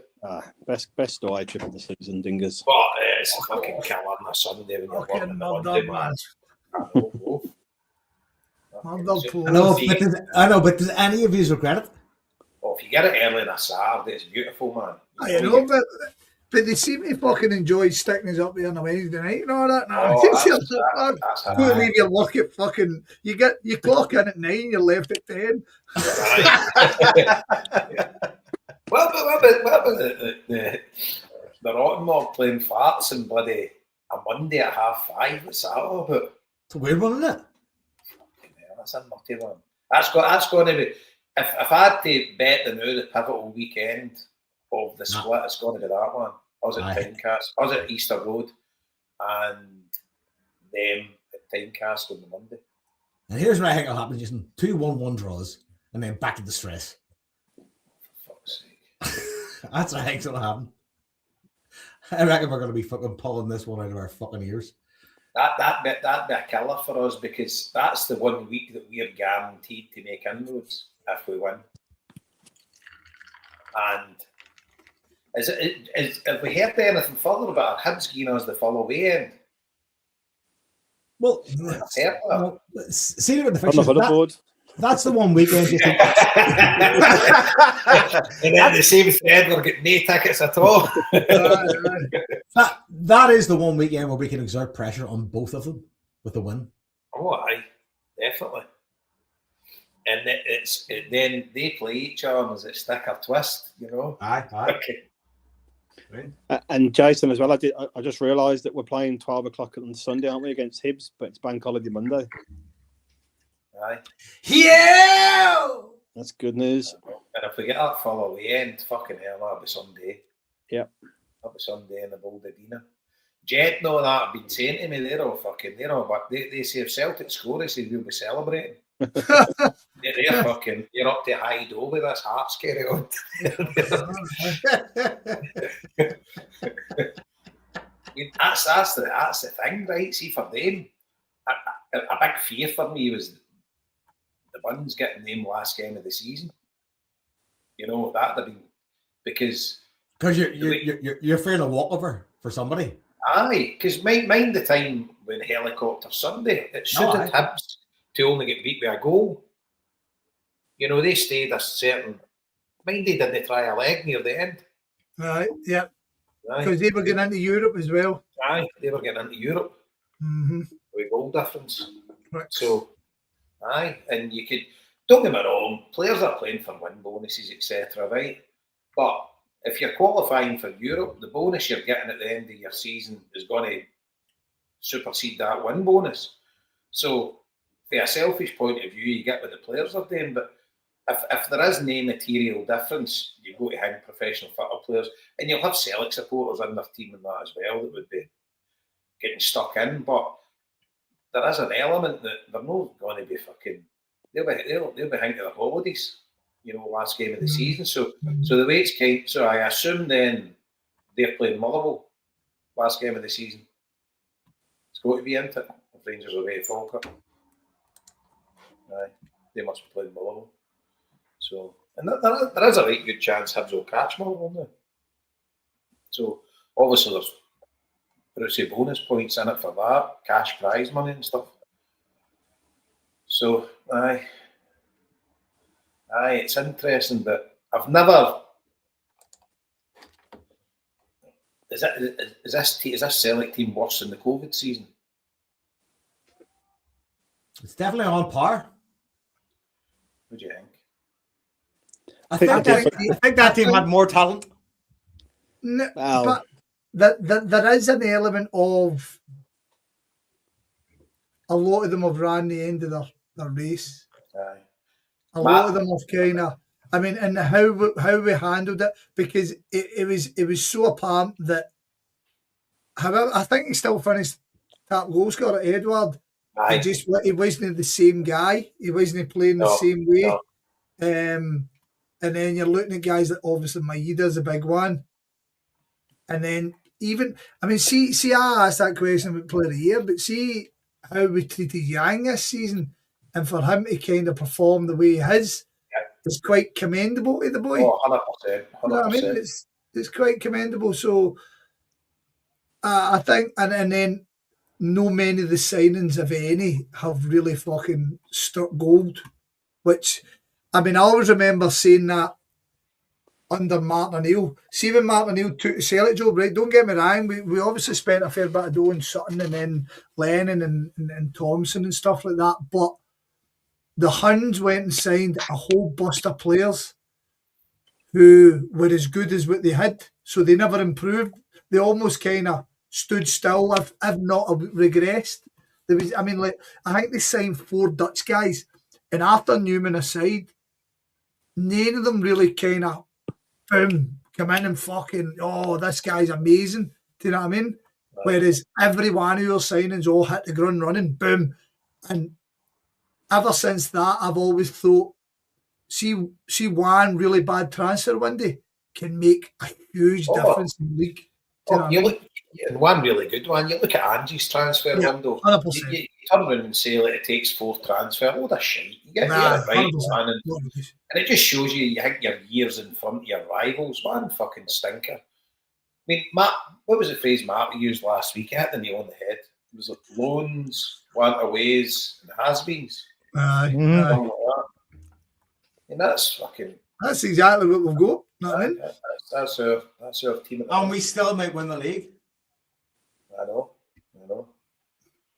Kieran Tierney. The thing is, again, when Carragher was saying though that he's getting it in England, like at games, people are like, "How Hearts going? How do Hearts go on?" Do you know what I mean? They're all kind of rooting, which is fair to do, isn't it? I mean, as I've said a million times, I hate one team dominating things. I hate it. But it's our team, so it's essential. It's got to be us. I know. No, but I mean, like, you think about it. I mean, like Borussia Dortmund, I supported them a long while, and it's minging watching Bayern Munich win and stuff. But just in general, I remember Rosenborg. Remember Lyon won like 7. Look at the French league, you know, you're like, fuck's sake.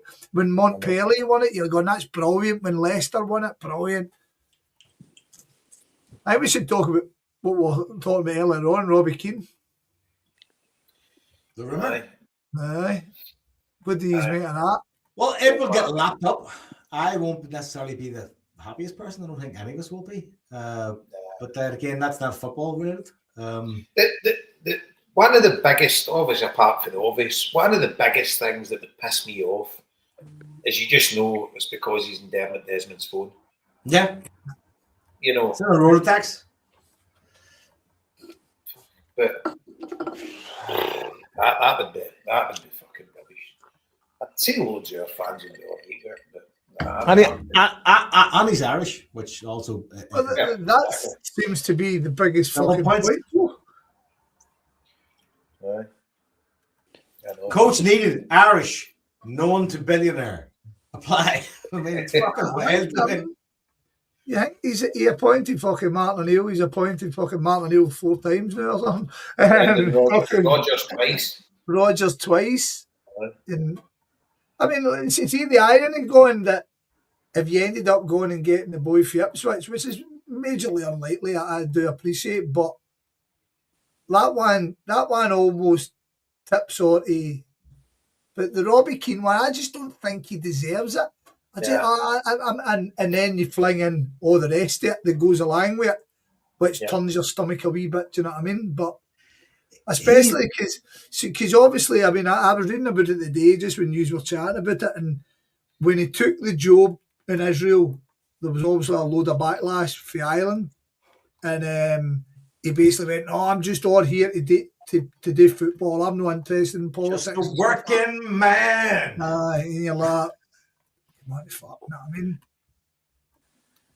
what I mean? I don't know.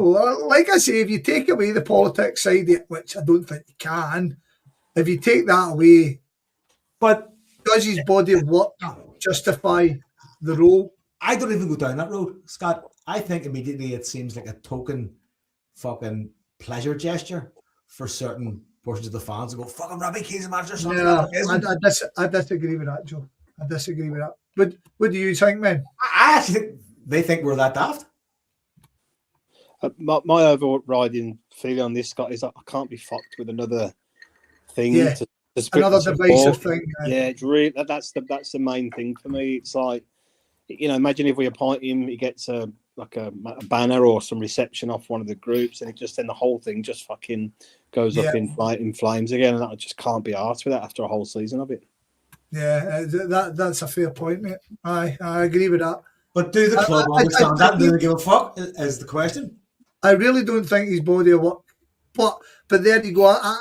Have I just contradict myself? I'm saying I don't think his body of work should have him. We fucking appointed Wilfred Nancy, Scott. His body of work said fuck all, but fuck all. Well, I mean, he's won 2 leagues recently. He's done well in Europe, as you said, Scott. Right, what we aspire to do. Yeah. You know, I'm watching kind of one eye on Villa tonight, 2-0 up in Bologna, quarterfinal, Europa League. Fucking, we'd love to be in that position. Do you know what I mean? So he's got some pedigree, I guess, to a degree there. He's got a link to the club, obviously the Irish thing. So he ticks enough boxes for a lot of people, but. On the flip side, if it was someone else, not Robbie Keane, that had won those leagues and done well in Europe, just a European manager, would you feel differently about him? Or well, that's I was going to come to that. I mean, like, I don't suggest Ferencváros title winning manager should be in the running for the Celtic job unless there was something noticeable about him, because. I challenge you to kind of fling me any of the recent Ferencváros managers. You know what I mean? Yeah. And I mean, I think they're like 6 in a row title wise, but they're very much, see if they get put out the Champions League qualifiers and stuff, their manager would be under major pressure like weeks into a season if they appointed a new guy, one of the efforts. Right. But certainly the European stuff. That's the only reason, because the fact he's been linked with Tottenham isn't dissimilar to us. We've obviously got the Irish, but he's a club legend and he's doing well in Europe. They're not looking at him kind of going, well, he won in Israel and he won in fucking Hungary, because Spurs fans would be. I mean, the fact Spurs are saying if we get relegated, we'll go and get them. So are we that far removed that we should be going? Aye, should be. But like I say, I'm a contradict myself. What's the boy Kieran McKenna really done? Yeah, I think where I'm coming from, Scott, just on the side is if we appointed Robbie Keane just because of his name and his reputation without having some success behind him, I'd be really pissed off. I'm not saying he's done enough to justify it in black and white, and I think your points are really fair. But at least he's shown he's gone into some clubs and got some. Done something. Yeah, I suppose. I don't disagree with that point. He's actually won something. So I've often, again, I'm going to contradict myself. I've often thought that we should be looking at managers who have managed at clubs equivalent to us and won. And then that way they come in with the pressure of knowing I need to win every game. Draws up, but he's not coming in with the Nancy. Oh well, if the performances are good, the wins will come, and you're saying, oh well, obviously didn't he? Fuck's sake, you know what I mean? Like, but then I think the Hungarian league is well below ours, but they've done better in Europe. Yeah. I think I've watched the Croatia league. I've always thought, I mean, you think of what comes out of Croatia player-wise. National team's unreal. What's that? The national team's outstanding. Yeah, I know a player-wise, but see, manager-wise. I mean, I look at the only one you could I think he went on to the Igor Tudor, but the Hajduk and Dinamo seem to have went with the big name thing recently. Obviously, Reno Gattuso and Cannavaro was managing over there, you know what I mean, in that league. But they don't seem to be exporting a fucking fantastic litany of managers. Yeah. I don't know, I always think the Swiss league is something we should maybe, but again, or the Belgian. But again, the Belgian, that Heisen gets sacked. We were all talking about him. Remember, he got punted fucking about 3 months after we were all going, we should go and get him for the Champions League. I don't know. I mean, I like Clement, anybody? Doing all right in Norwich. Doing all right in Norwich. Yeah. But on the Reno Gattuso thing, what about Italy as an international team? That's a fucking absolute scandal, isn't it? Won the World Cup 4 times. We've no qualified the last 3. But the fact that he was manager of them summed up the situation of where they were. Because he's no the top end of a manager at any stretch. Like I say, he'd just been punted by Hajduk when he went to fucking name. You know what I mean? You're kind of going, how's that happening? I know. And you've got to say, your man that's managing Brazil, what did they not get him? Ancelotti. It's fucking surely you would have took that. But it's absolutely criminal when you think of Italy. Fucking one of the fucking footballing greats. Arguably the greatest nation that plays football. You could put a case for them. In the last 3 World Cups they haven't qualified. It's fucking unbelievable. Did they not win a Euros in between all that? They won a Euros in between that. Oh man, that's mental. It's mental. 4 World Cups they've won. 4. Fucking, we've never got out of a group. Good win this one. Good win this one. Oh, where now, Jason? Jason, you need to clarify that we've no. Scotland never got out. I mean, Joe's sitting laughing at us. What are you talking about? I'm not laughing. I'm buying my fucking purple Scotland tracksuit. As a delta. Fucking Donny Brasco. fucking zoot suit. Bonnie Brasco.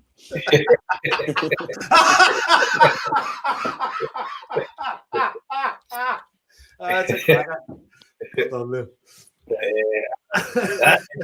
This World Cup's got to be an absolute fucking farce, isn't it? It's a joke. It's absolutely infuriating. It's infuriating. At least on the Scotland team, most of them are white. I mean, The fucking Did, the toilet one. did you see as well? See, like, fucking just the shit that's. See, did you see the Boston Transit that they've done? Aye, that's wild. Aye, it's fucking criminal. Because Shocking. America have a horrible fucking talent to lump what's investments, private investment costs onto the people. So Las Vegas, whatever you think about Las Vegas, I know a few of you have been. Right, Las Vegas was a place you went and it was cheap, and the gambling almost subsidized and kept the price of stuff low, and it was available for everybody. Everybody could go and afford it, and then they fucking heard themselves out to that LA Raiders and brought them in. The last, I think the Raiders should I say, and they brought them in and bought them about $1 billion stadium, and then put that cost on top of put a hotel tax on top of it to cover that. And that's what they're saying, that this the MBTA have decided that because of the recent infrastructure they've kind of upgraded, they're just going to put it on basically a tax for World Cup fans. And you're sitting going, that's fucking repulsive, man. You sure a cunt. Did you see it, Joe? So basically, the charge, if you're going to the New England Patriots in that Foxborough Stadium, it costs you $10 on the train. It's costing the Scotland fans $80. Yeah, same train. No concession tickets either. That is fucking nonsense. Selick is sitting lunatic going, we should get all these guys on board, man. Do we know any Chinamen that can fucking build a railway quickly? Monorail. The maniac that runs the gaff earlier in the last week just said civilizations will die tonight. Fuck. Mate, I know. Here. The fuck? Iran's playing this World Cup, aren't they? Yes, but I still think they're talking about no. The last I said that they weren't going to go after they blew up your man. So I mean, I wouldn't be into it either. Yeah. I mean, somebody invited me for 5 aside and then smashed my windows. I'd be like, fuck you. I'm not out in a limb here, but I don't think it's the fucking safest place for them to go. As soon as you land off the plane, off the fuck right into fucking detention. My sister's been living in America for, I don't know, over 30 years now. Living in North Carolina 20 odd years now. And sold her house last week, going to rent for a year and then figure out which country she wants to move to because she's done. She's like, fuck this. Joe, talking about uncontrollable maniacs, I think we've got another. We've got Caravan Balix, who apparently is broadcasting from an aquarium. What the fuck is that noise? He's broadcast from the Roofies caravan at the fucking sea. Carlock Wi-Fi comes with reverb. Oh, is it? You can not hear me, no? Are you submerged in? Have you been kidnapped? Is this a cry for help? Have you been kidnapped? Are you the son of Hormuz? Give me 2 seconds here for Must be a good aquarium at that caravan park. Sitting in the lobby. Can you hear me now? That's much better. That's much better. Did you have your phone in your balls, or what's the story? The only way I can use this shady fucking StreamYard is on speaker. So I cannot fucking turn the speaker off, and I can't use fucking headphones. So every other cunt in the caravan has to hear you cunts fucking talking Balix. Well, listen, wisdom isn't free, so let them listen. That's why I lock myself out of the fucking road in the house, so there's no fucking legal cases. I would say they're all heartbroken that you lock yourself out of the house. I know, fucking party city. I was coming over the mountain there from Ballymena, and I had you on. They took him the fucking pictures there to see the Mario movie, and I was coming through Brusheen, which in a country, my favorite loyalist town. In a country full of fucking absolute orange dens, Brusheen is right up there. Has to be seen and believed. They've left up their orange arch from last year. It's fucking still up, and I was just driving under it, thinking to myself, I'd love to make this place a fucking car park, when Jason Higgins uttered the immortal words. about lurking car parks. I was actually fucking considering getting a couple of phone numbers off you there to bring them up. Fucking, I've not got the phone numbers. It was a passing comment. Marty, I actually love Brashear. If I'm around there, I drive through it just because it's a Makes kind you of fucking feel better. it's a sight to behold. It's got the biggest. Have they still got the big cast iron poppy? Ah, It's fucking still huge. there. I mean, it's about the size of the wall I'm sitting in front of. It's fucking massive. It is the most loyalist town I've ever been through in my life. Well, that's just where I was fucking passing through there, just as he mentioned the immortal words. Is it near Car that park Bushmills? Is it near there? No, It's up around Ballymoney, Ballymena, kind of Ballycastle area. Aye. No, Bushmills is up around Ballymoney. It's away up towards the north coast. Brashear is if you're driving out of Ballymena towards the coast. It's halfway between it's about 4 miles outside Ballymena, but it's a boil on the arse of humanity. I've only I did know. the coast There's road part of there. me that has a lot of respect for the fact that they'll go that far to make it that fucking loyalist. I can assure you, Jason, you're missing fuck all. No, Absolutely nothing. Jason, trust me. You want to see it? I personally think people have to see it because it is fucking wild. Like, and see if So you do it in July. They've left their big arch up from last year. I think they're going, what the fuck? What is wrong with these cunts? Where did I go to for a weekend? Where's he? How's the Glens of Antrim, Marty? Absolutely majestic, Macara, majestic. It was a lovely day. It was supposed to be the worst day of the day, and it was fucking beautiful. And it was windy, but the sun was splitting the rocks, so we had a queer day walking the dog and fucking about. It's great. Brilliant. I was trying to wave at Scott. Where were you, Scott? Were you and Craig Tara? Where's McCoy? I think he come back today. Aye, mate. I was Craig Tara. Yeah, I was saying so I was down with the missus the range obviously a couple of days, and then her sister and the wee man came down last night. So we ended up out in all the range, just running about fucking mental in that Bonga Wonga place, whatever the fuck it is. And we were sitting having a baby, and I ended up sitting up myself, man. That's how you were getting texts at 2 o'clock in the morning. I woke up at about 3 o'clock this morning and seen messages on my phone. What the fuck's that? Next thing, fucking Elvis, fucking that's McCoy.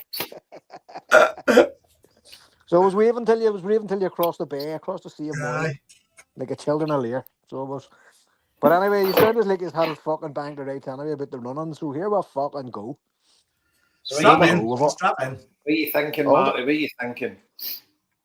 Listen, here's the thing, and I was saying it to my home mate. One of you mentioned it earlier on. I think it was Liam. Every team is shit, so there's a permutation for everything. You know what I mean? Hearts are shit, and the Huns are fucking shit. And my home mate keeps telling me we're fucking shit. Do you know what I mean? Now, killer's the goal difference. If it comes down to a fucking our last day's bread and everybody's sitting on points, we'd have to win like 15-0 or something for fuck's sake, to rectify the goal difference. But everybody's in with a shout, and like we haven't been injuries again. Haven't been came for. I think Donovan's injured, and Engels has been disrupted coming back. Alistair Johnson's been disrupted coming back. So we're down to the bare bones. And I heard you fucking saying about the cup semi. And playing your reserves, for fuck's sake, got some Vuku and all them dicks, you know what I mean? So you'd just be writing that match off. You'd actually be playing an underage team or something, for fuck's sake, before you're getting any quality anywhere near it. The state of that squad. But so look here, let's see what Saturday brings. And like you all said, the fixtures could not have been kinder. Do you know what I mean? It was just the way it's falling out. My wee man come running into me the other day, man. Don't even hear Ali McCoy said. He was laughing, going, look at this head case. He was fucking giving me the whole rundown. You the other day, when Ali McCoy said about Celtic were cheating because of their fixtures, do you remember? And you were laughing in the bedroom. What? Sit down, you balloon.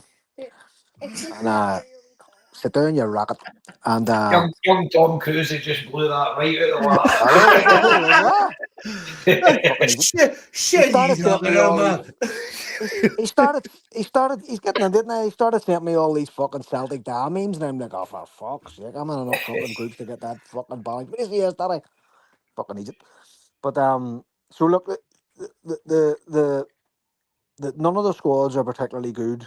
None of the squads are particularly firing on any cylinders. So it's almost like a snail's race who's going to crawl over the lane. But the fixtures have definitely been good to us. And again, starting this weekend, if you can get your nose in front, then and having them in the last day away is a fucking big advantage. And I take your point about about Hibs too. They'll be fucking cheering us on. They won't want, obviously, they won't want Hearts to win. They won't listen to that bollocks for the next fucking however many years. Oh, aye, You know? they're fucking apoplectic with pressure now. They're I fucking, they know. can't fucking handle it. Fucking. So you're hoping that they lie down to us and fucking and have a go at them. So do you know what I mean? All bets are off, really. But I mean, it's exciting. As Scott was saying there a minute ago, like, you know, you as a football fan, you do want this type of activity in your league. You know, you want your league to be competitive and whatever else. But by the same token too, well, we all wish it was wrapped up now before now. You know. Aye, big time. So we've no mentioned the big news of the week, and obviously Yeah. Celtic Park's going to be rocking on Saturday because the boys are back in town. What do we think? That's what I should have called this podcast, for fuck's sake. I called it Good Vibes and fucking Steady Nerves. It's all What a dick. balance. I know. Should have called it The Boys Are Back in Town. Fucking idiot. Sorry.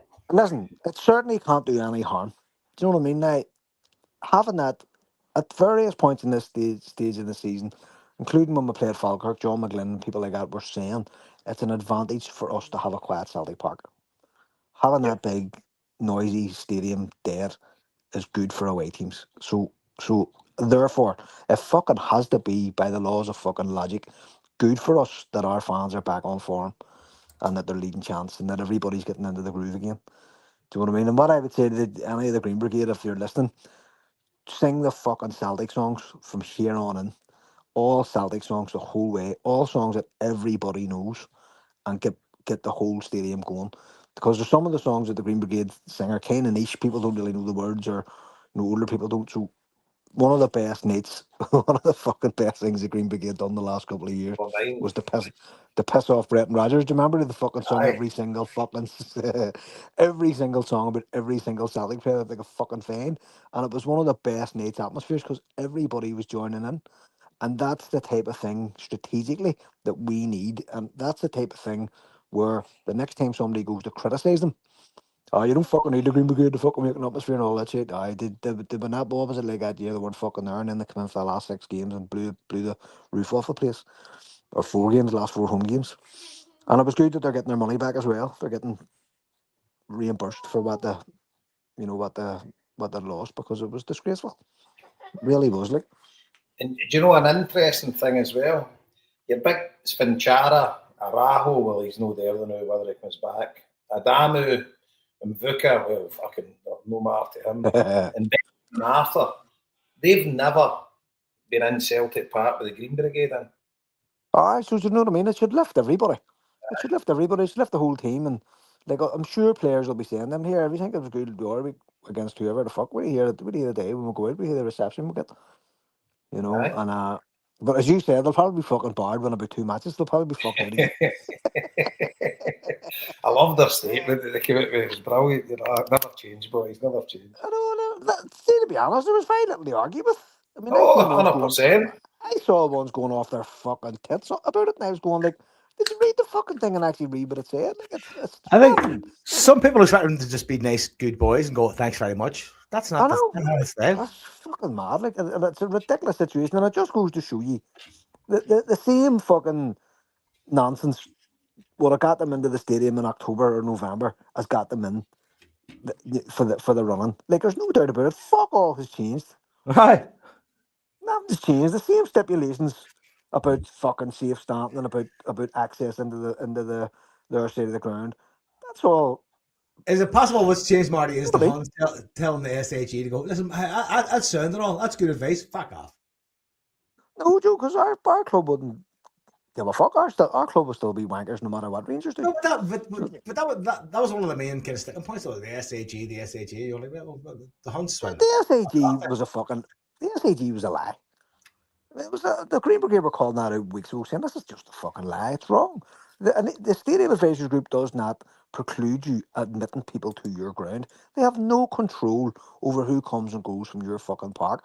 So, say for example, Hapoel tell a fucking Vive turn up, and they wreck Amsterdam and they wreck Birmingham. Do you think the Stadium Advisory Group's going to go, well, you can't let Hapoel Tel Aviv in? No, they're fucking not. So, stop talking fucking dick. It's nothing to do with you. You're there to make sure that access points are open and people can come and go from the fucking ground, and that the club is adequately stewarded, and that your safety certificate's in place. None of that is anything about letting people who bought a fucking ticket off you come and go from your ground. Now, the pyro could be an issue. The pyro could be an issue because, like, it was a wee lad last week at the Cliftonville match got his face burnt with pyro. So, and you all know my feelings on it. And that would be the only thing that I think they could actually fucking stick on them. And in fairness to the Green Brigade, they rarely use pyro. They only use it now and again. So that wouldn't even really be a sticking point either. Do you know what I mean? They don't do it every week. There's no big fucking pyrotechnic display, you know, for Falkirk at home. Do you know what I mean? Or Summerlin or something like that, you know. So something along those lines, possibly. If there was a serious threat to life or whatever, or the Green Brigade have been absolutely adamant about people not coming to their section. They've told people to stay away. They've told people to listen to stewards. You know, pig watch is fucking one of the best things I've ever done. I love it. I just love it. I think it's great. And they actually hear Brian Wilson say the words pig watch in an interview was brilliant. Fucking outstanding. So that goes to show it's got up their fucking noses, which is no bad thing. But again, it hasn't precluded them from coming and going from the ground. It hasn't. So, I don't know. Do you know what I mean? It's just, and you can see now, somebody was saying about the merchandise, about the Not a Penny More campaign. Away tops are down to £20 already. When's you ever seen a away top? Aye, You know what seen they'll that. do? What they'll do next is they'll dump everything on M&M Sports in Manchester, and they'll flog everything for fuck all. You know, for pennies on the pound just to get the money back. You know what? Like ordinary people will just buy. People who haven't the fucking clue who Celtic is, they'll just flood M&M Sports Aye, like a discount and just. these specials trainers, I mean, I would have bought them in a minute, right?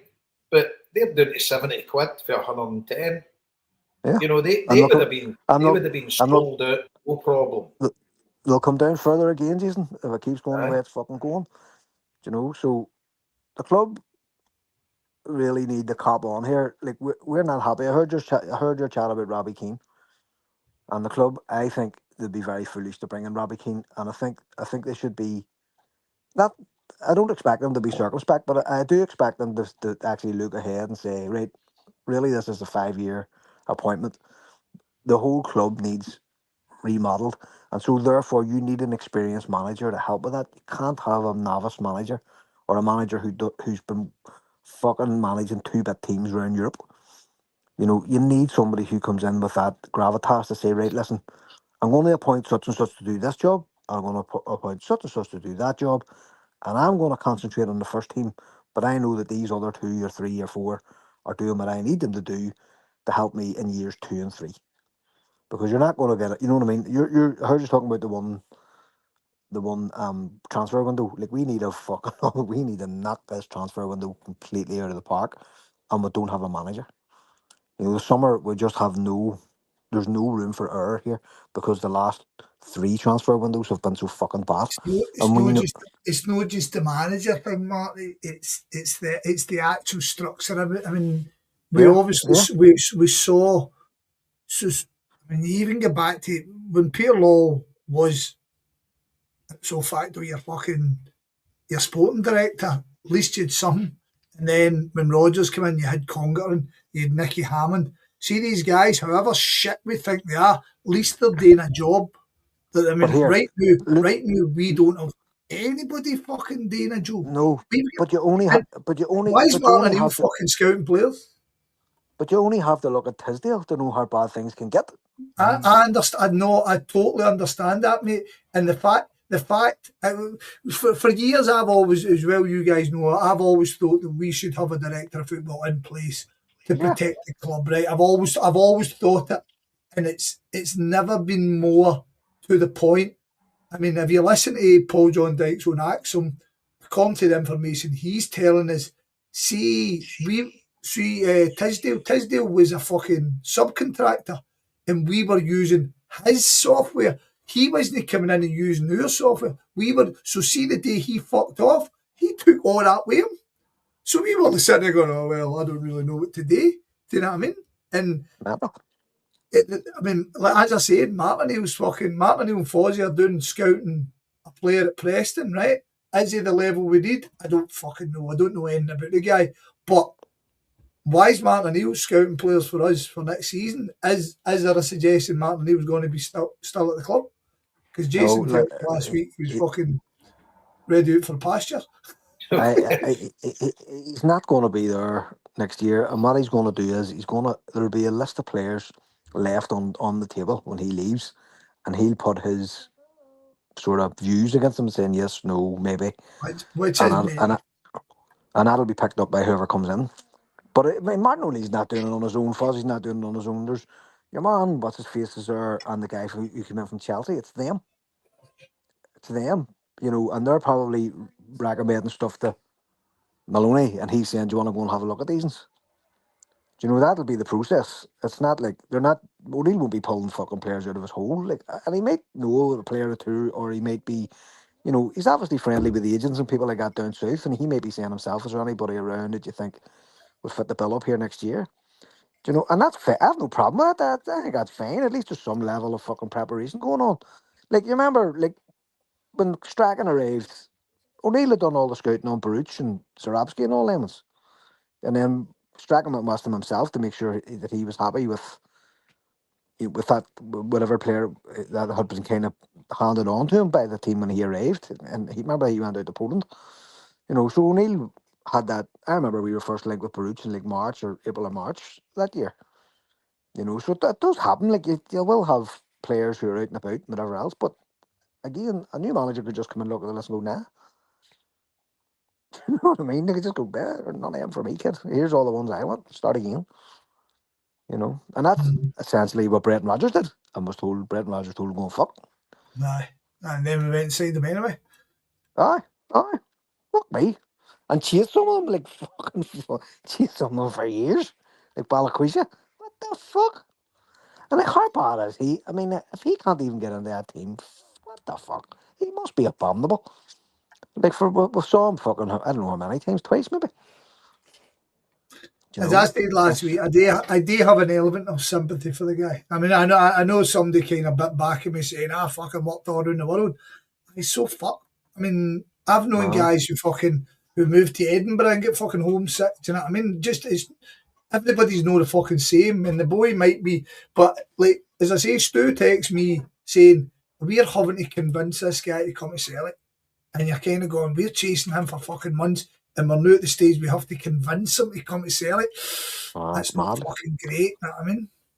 Yeah, crazy stuff. So anyway, there's my thoughts for you, lads, for what they're worth. Right. Fuck.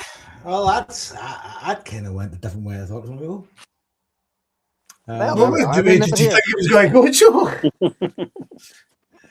Let's finish up with the hockey shit. The hockey shit, aye. Not hockey stong. Willie hockey. Hawk. There's only one Hawk. Willie hockey is fucking heat hockey. Nobody's heard a word out of him fucking since, have they? Oh, Marty. Oh, Marty, you missed it today. Was he out today? Was he? Has he opened his office and fucking 17th April we start. Balls out. All right. Fuck, well, there you are. I missed the start. So what did they say? Was it just basically saying? On you go. So it's all kicking off 17th. The website is up and running. I think they've already got it, but you're just kind of restricted. So it's going to be up and running. All they want stuff was is your fucfucking email address and to say that you're a season ticket holder. And we're all going to become part of this fucking alliance. Paul McStay is the figurehead, a man who can unite the clans. And once it's all sorted, he will be Lord Hockey will be taking a step back into the ether and fucking taking nothing to do with it. But he has said that every 10,000 tickets he will donate. Yeah, he's reaffirmed what he said the first time. So, but again, that's just fucking dopey. Like, what the fuck? Because what happens is then, see when people start buying shares, the share price goes up. So why doesn't Willie Hockey just go and if he has this money fucking sitting somewhere, go buy them now while the share price is lower? Like it's fucking like this cunt has like whatever it's supposed to be his net worth is 300 million or something, and I've got fuck all. And I can tell you that this is the daft way of doing things. It does strike me as a wee bit of a kind of leverage move for him. You've got you've got him and you've got fucking David Lowe and them all fucking rushing to buy all these shares. So the share price that Fucking they're Russians creating. buying it as well. Fuck's sake. Here, they might well fucking be, but they're creating them. They're creating the market. So if you own shares, right? It happened with Arsenal. You own shares, and they're trying to buy your shares, and they're competing to buy your fucking shares. So what do? You sit tight, and you say, "No, you're not buying my fucking shares. I want my shares are worth $5,000, so I want 10." I mean, this is fucking capitalism. Like, it doesn't compute. If Willie Hockey has that amount of money sitting there, he should just go and buy the fucking shares, make an offer, wipe everybody else out, and go, right, I own the fucking shares, and I'm going to sell them back to you. I I'm going to know, sell them back to the fans. but his message overall with this kind of initiative is that he wants to create a concentrated, unified fans' voice, season ticket holders, that can direct the club in a way that the fans want the club to be directed in, which sounds a wee bit convoluted, but that's what he's kind of said essentially. Am I right, Scott, or no?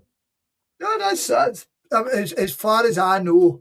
I mean, basically, there's going to be a group of Celtic supporters, and we're all going to have as part of this a shareholding within the club. Unified voice to some degree. And that can't be bad, right? I agree with what Mark is saying. He would know much more than I know about any of this. But it definitely seems like a thing built in a public display of, I don't know. You're just going to have a whole load of cynical people. My mate, straight away, our big mate Marty, he's going, aye, much as you want half his, and he's saying, nothing. Aye, right, we'll see. We'll fucking see. And I was like, then we'll see. But see, right now, I mean, as I've said about everything, and I know people don't like David Lowe, and I know people don't trust David Lowe, and I know a lot of people don't like Jeanette, and a lot of people don't rate the Celtic Trust and all that. But I'm always of the opinion, if somebody's trying to do something for the betterment of my club, I like it. And I support it until such a point where I think you're fucking at it. Which, I mean, as I said before, I've never heard a millionaire giving away millions, but we'll see what happens. Good luck to him. Are we all going to send an email in? It seems too genuine to be genuine. I mean, I will not be donating my email. I'll donate an email address.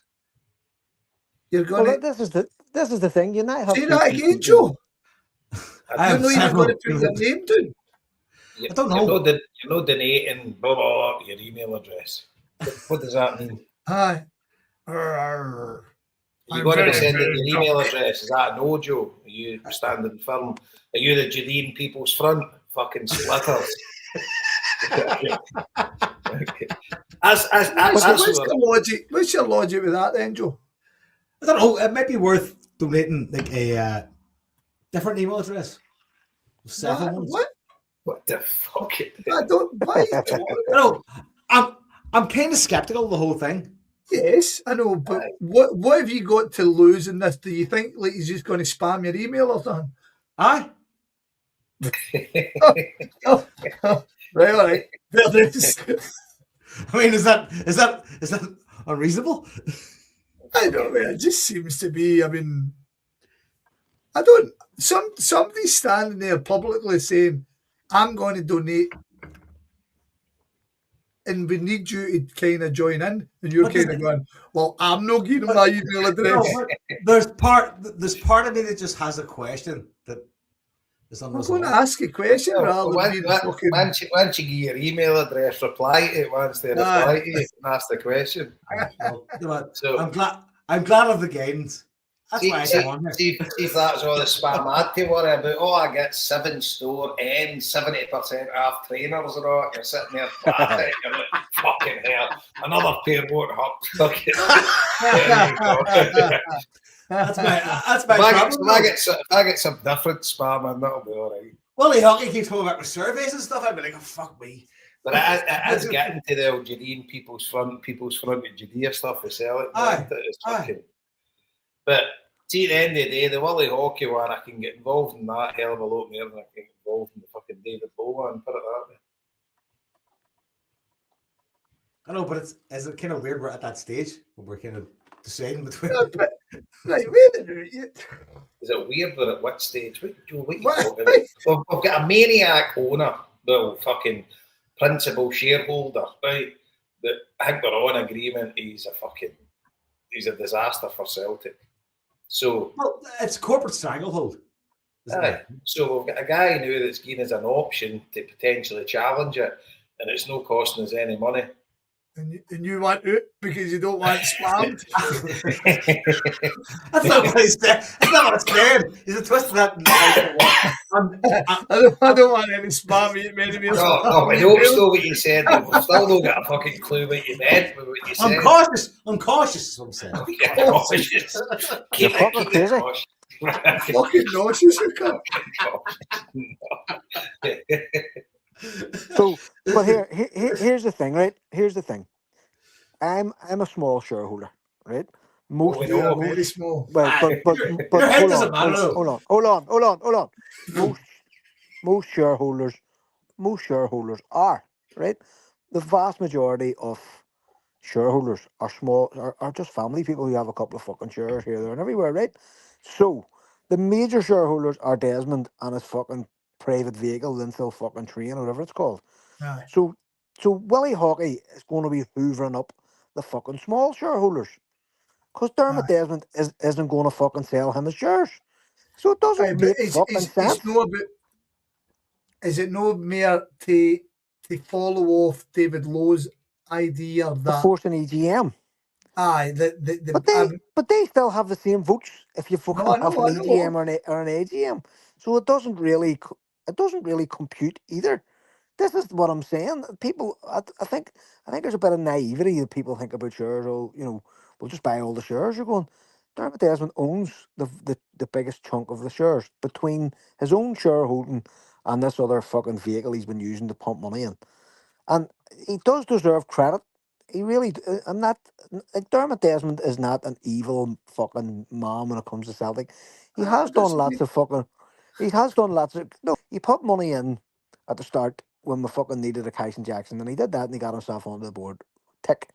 Then when we went to build fucking Lennoxtown, he underwrote it and says, well, if they don't, you can have the share issue, but I'll underwrite it. So if you don't raise the money through the share issue, I'll pay for it. And he said that out loud. So again, that's not a bad thing. In 2001, when they fucked up with fucking John Barnes and the money that him and fucking Shate and Berkovich and all them other cunts cost us, there was another fucking share issue, and he went round all his mates and got the likes of Eddie Jordan and fucking Bono to put £1 million in each.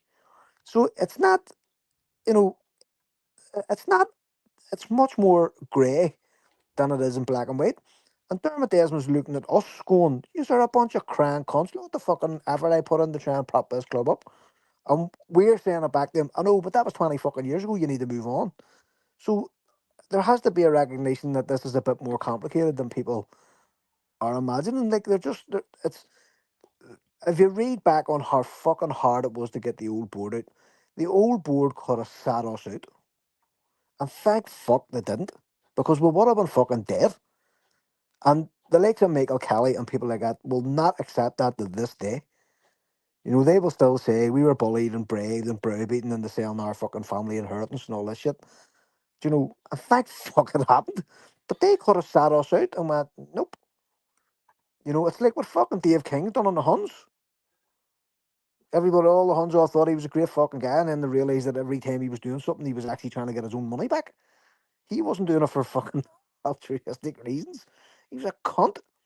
And so was our board. And thank God, just at the last minute, the bastard wilted. And remember, they had a fucking pact with each other. They all signed a pact together, saying that they would only sell their shares to each other. And not one of them had a fucking pot to piss in. Right. Fucking crazy. No, a lot of what you say, I can't disagree with, right? Of course, and it almost comes to the same point with Peter Law, that no matter what you think about Pierre Law, he did do a lot of good things, right? Listen, But I wait. I would agree with that too. So we'll come back to Dermot in a second. Let's stay on the hockey thing, right? Mhm. I agree that not a lot of people know enough about shares, and honestly, a whole bunch of people just don't give a fuck, right? Just really not interested in it.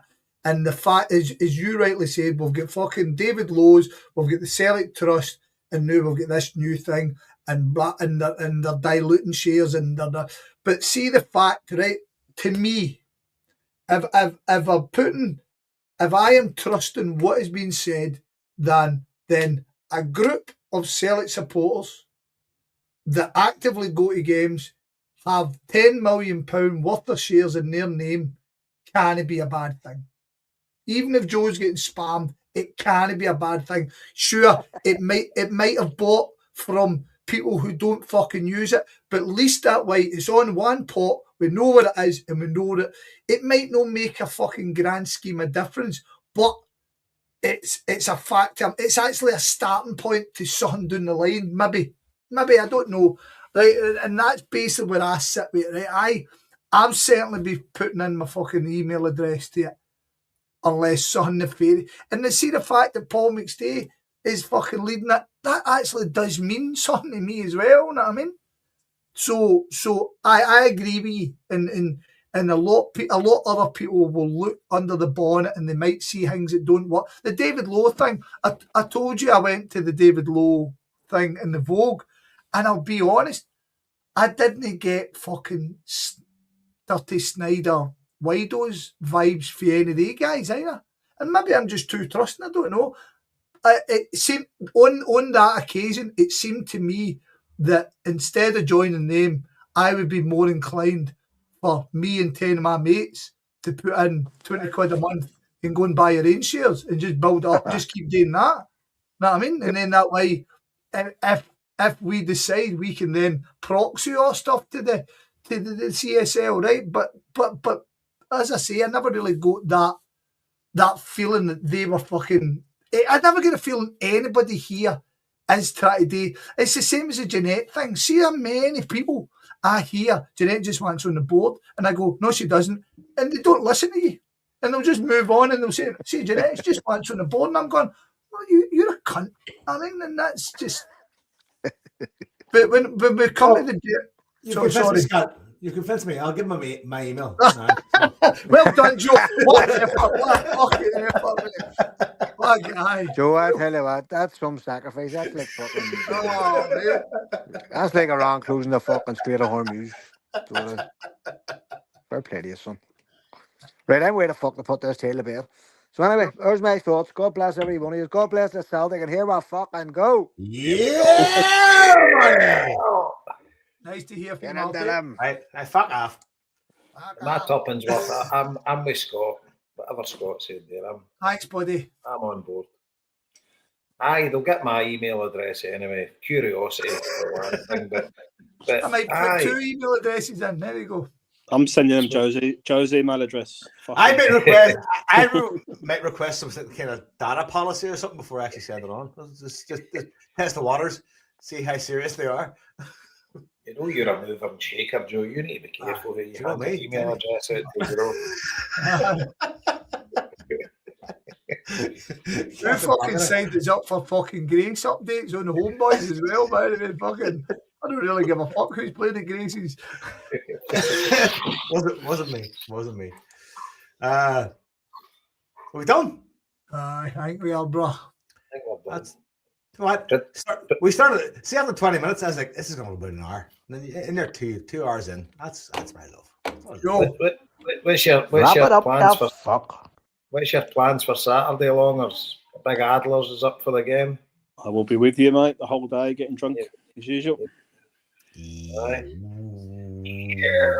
I got a text today for Big Frankie for Queens in New York. Big Frankie Fraser. Ah, class. Frankie, like a legend. Aye, so he texts me. He says, the lad Jay, and he just mentioned on a Jai you met on the train when you were I can't remember it has that loads. he's out in Scotland and he's gone to the Celtic game on Saturday. I'm like, oh, Magic. Then I'm like, who is he? He says, mind the boy that likes Blackburn Rovers. And I'm like, fuck aye, that's right. He comes from, he's an Oakland A's supporter, lives in Queens, but his missus for Queens. And he's for California. But he's a kind of bit of a Mets fan, but obviously the Oakland A's was his team that in baseball, but they've kind of moved to Oakland now. So I think they're going to end up in Las Vegas as well. But so anyway, I messaged him because I met him on Facebook. So I messaged him and he says, "Aye, Linda, can you stop that on that? Can you hear her that on tinfoil there? Bloody hell!" Is she making a roast? Aye, no, she's making pieces for the morning. So anyway, I messaged them. So him and his missus and their kid, they're in Scotland for the first time. They're in Edinburgh and they're coming through to Glasgow tomorrow. So I'm going to hopefully meet for a bit of lunch tomorrow, and the three of them will get tickets for the game on Saturday. So he's buzzing. So aye, cracking guy. First time the three of them have ever been in Scotland. So Oakland A's was my first baseball team. Because my uncle lived in Fremont, in California. When I was 9, we moved out there, and aye. The A's are my team. At that I'll point, need to get Blair. Jose Canseco was playing at the time. Aye, I'll need to get Blair in the morning because it's a fucking killer, that, isn't it? You support a baseball team, then they just fuck off. Obviously, he lives in America, isn't it? Like, he lives in New York, right? So obviously, he's no get the attachment that he's going to games and stuff like that, right? Because he's been in New York for years now. But I mean, that's his team, and I don't know when they moved to Las Vegas, but it's the same thing as Scott was mentioning earlier. About the Oakland Raiders, so I'm pretty sure they're going to be the baseball team in Las Vegas going forward. See, back in the 90s, I always loved the LA Rams, right? Now the LA Rams they went to St. Louis at one point. I think they're back in LA now, aren't they? I know, but it's mad. Like you're living in St. Louis, you have a team, and next thing, oh, that's my team now. Ah, sweet, let's go. What the fuck? I can't get my head around it at all. Oh, it's bonkers. I remember that. me and Linda went to Jamaica before the kids were born, so you're talking maybe, I don't know, 28, 29 years ago.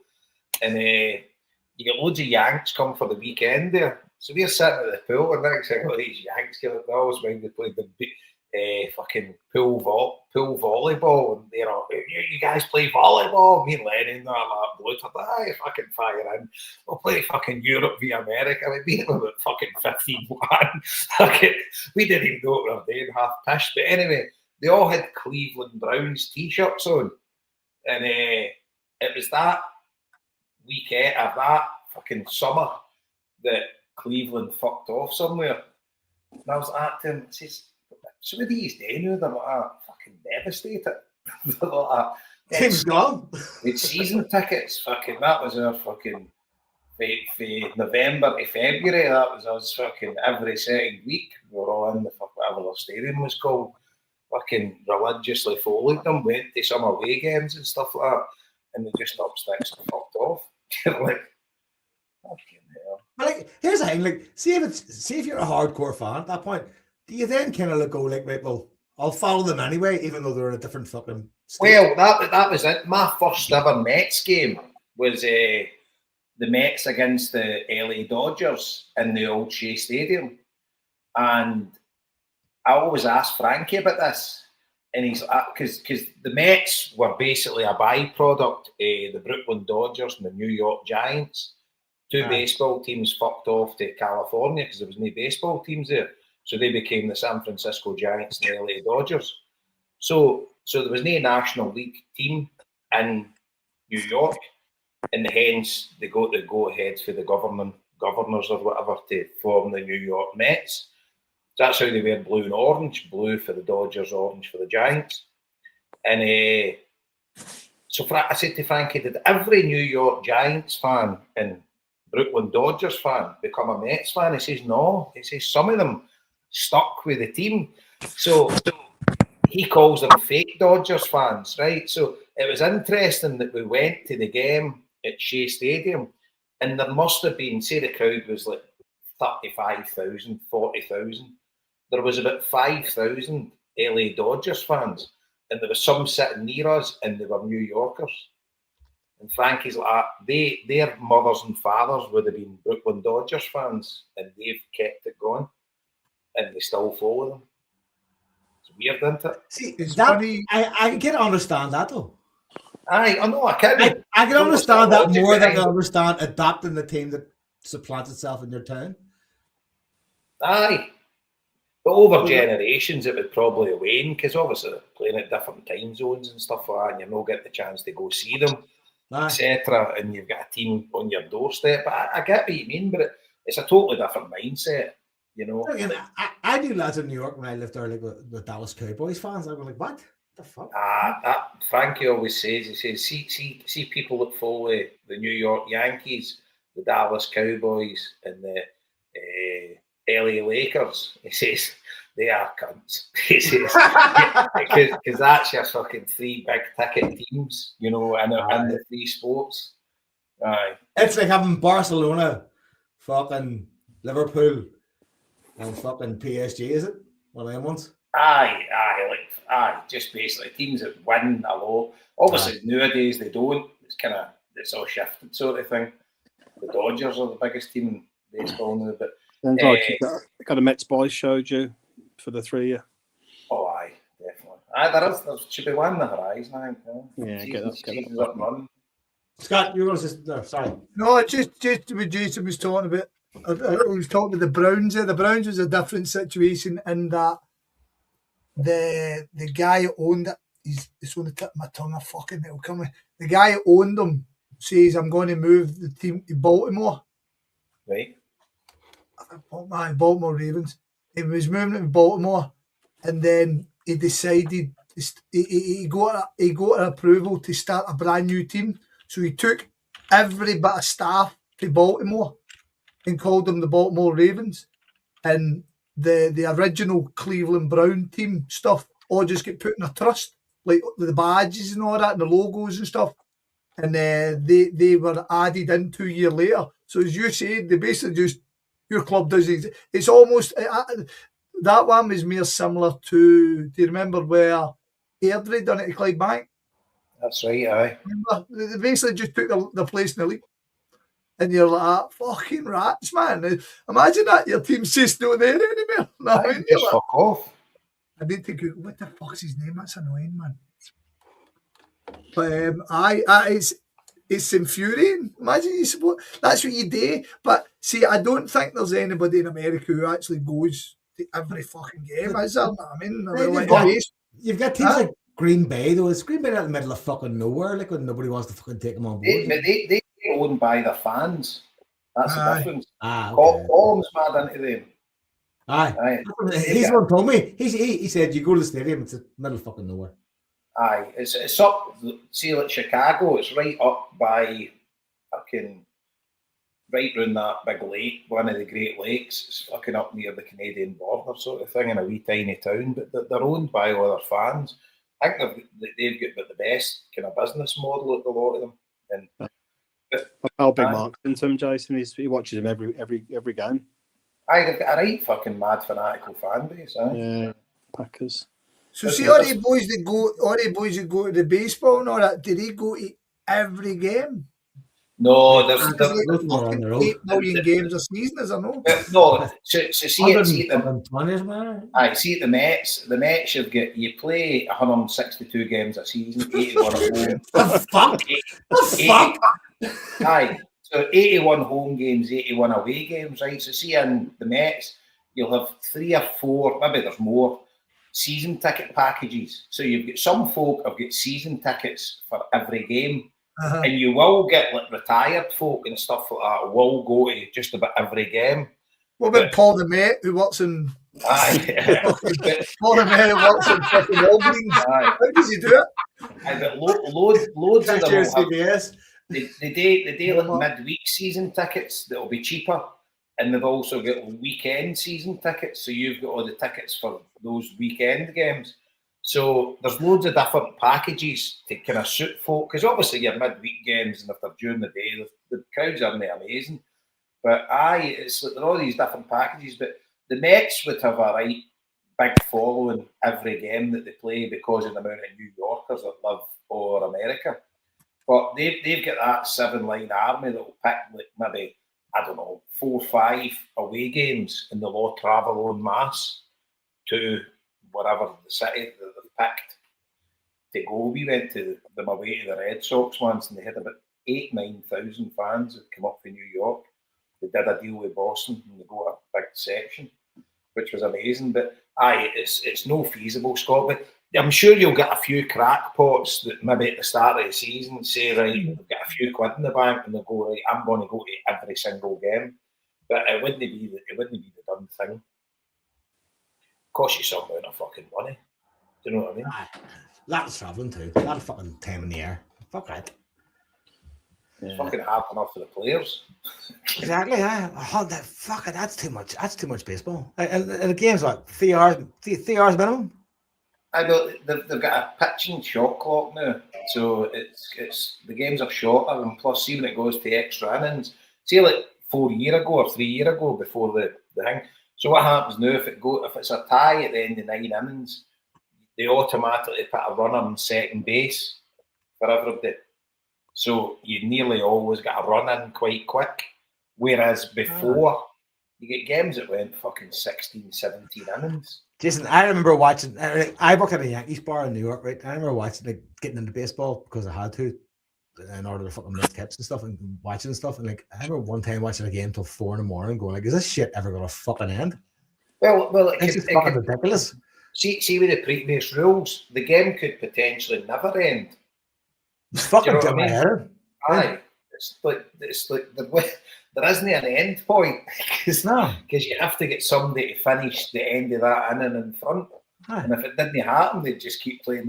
And you get to the stage that all the pitchers, their arms are falling off. So fucking, they end up getting... There's zero enjoyment involved in that. Like, I was there 4 in the morning. Like, I gotta close this bar. Like, game that done. Fucking inning, extra time. I'm going like, we've been here 9 hours, dickhead.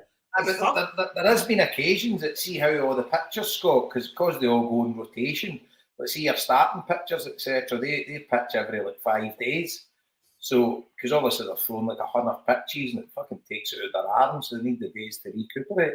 And then you've got the bullpen that come in at the end when the first guy's done. Then they'll bring relievers in, so they'll pitch a few innings and then drop out. So, see these games that go to 15, 16 innings. All the pitchers' arms are fucking done, so they're going to get injuries if they keep pitching. There's been occasions when they've had batters, fucking, you need to pitch. Fucking, do you know what I mean? Just fuck that.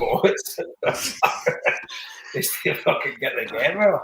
Fucking the game over. And then the next day, they're all fucked because they've been fucking. They got 900 games to go. Fuck that.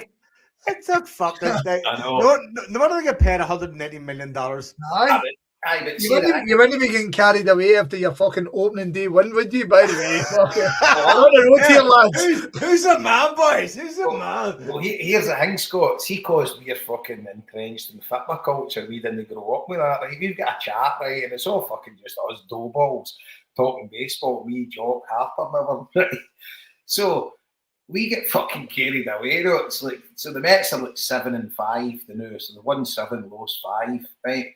And you're waking up in the morning, you fucking bastard, get beat last night. Big Frankie and that would go to the channel. I fucking settled in, boys. So they don't start looking at the league table until like fucking you're about fucking 2/3 of the way through the season. Do you know what I mean? It's just fucking watching it for watching's sake. Obviously, they take a right interest in it, but they don't really. That's why it doesn't grab me. Aye, I love it. I know, but you're I'm going to have to boost, guys. I'm fucking. Right, but Porto drew 1 each with Nottingham Forest. Porto were 1 up and scored a fucking 50-yard own goal. What? Fuck's sake. They fucking passed the ball back and the goalie either slipped or was out of position and they just fucking rolled. That's a bit of a Chaddy Ray moment now. I checked this. It's fucking the Conference League, every one of the home teams won 0. Palace beat Fiorentina 3-0. Real Vallecano, I'd love to see them winning it. That'd be class. Yeah. Mainz. Do they get Porto or Forest in the semi-final if they get through? I'll get Porto or Forest. Yeah. Forest are looking favourites now, aren't they? Yeah, I think so. Villa won 3-1 in the end. Seen that, aye?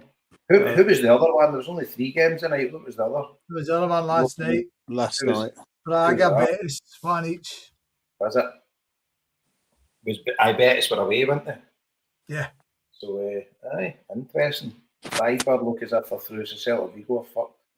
Yeah. But, aye, interesting that the Conference League look as if the 4 of them are kind of done and dusted.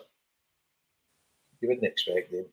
Well, Mainz maybe, Strasbourg. Nah, I kind of see them getting beat 3-0 next week. Yeah. And Jason, don't forget Sunday, best Sunday of the calendar year. Get yourself locked in. It's fucking goal starting or something. That's the Masters. Masters Sunday, mate. Oh, for Shit. fuck's sake. Your favourite Sunday. The fuck, God. Fuck, man. That's a good way to end it, folks. That was good fun. We pulled 2.5 hours out of that.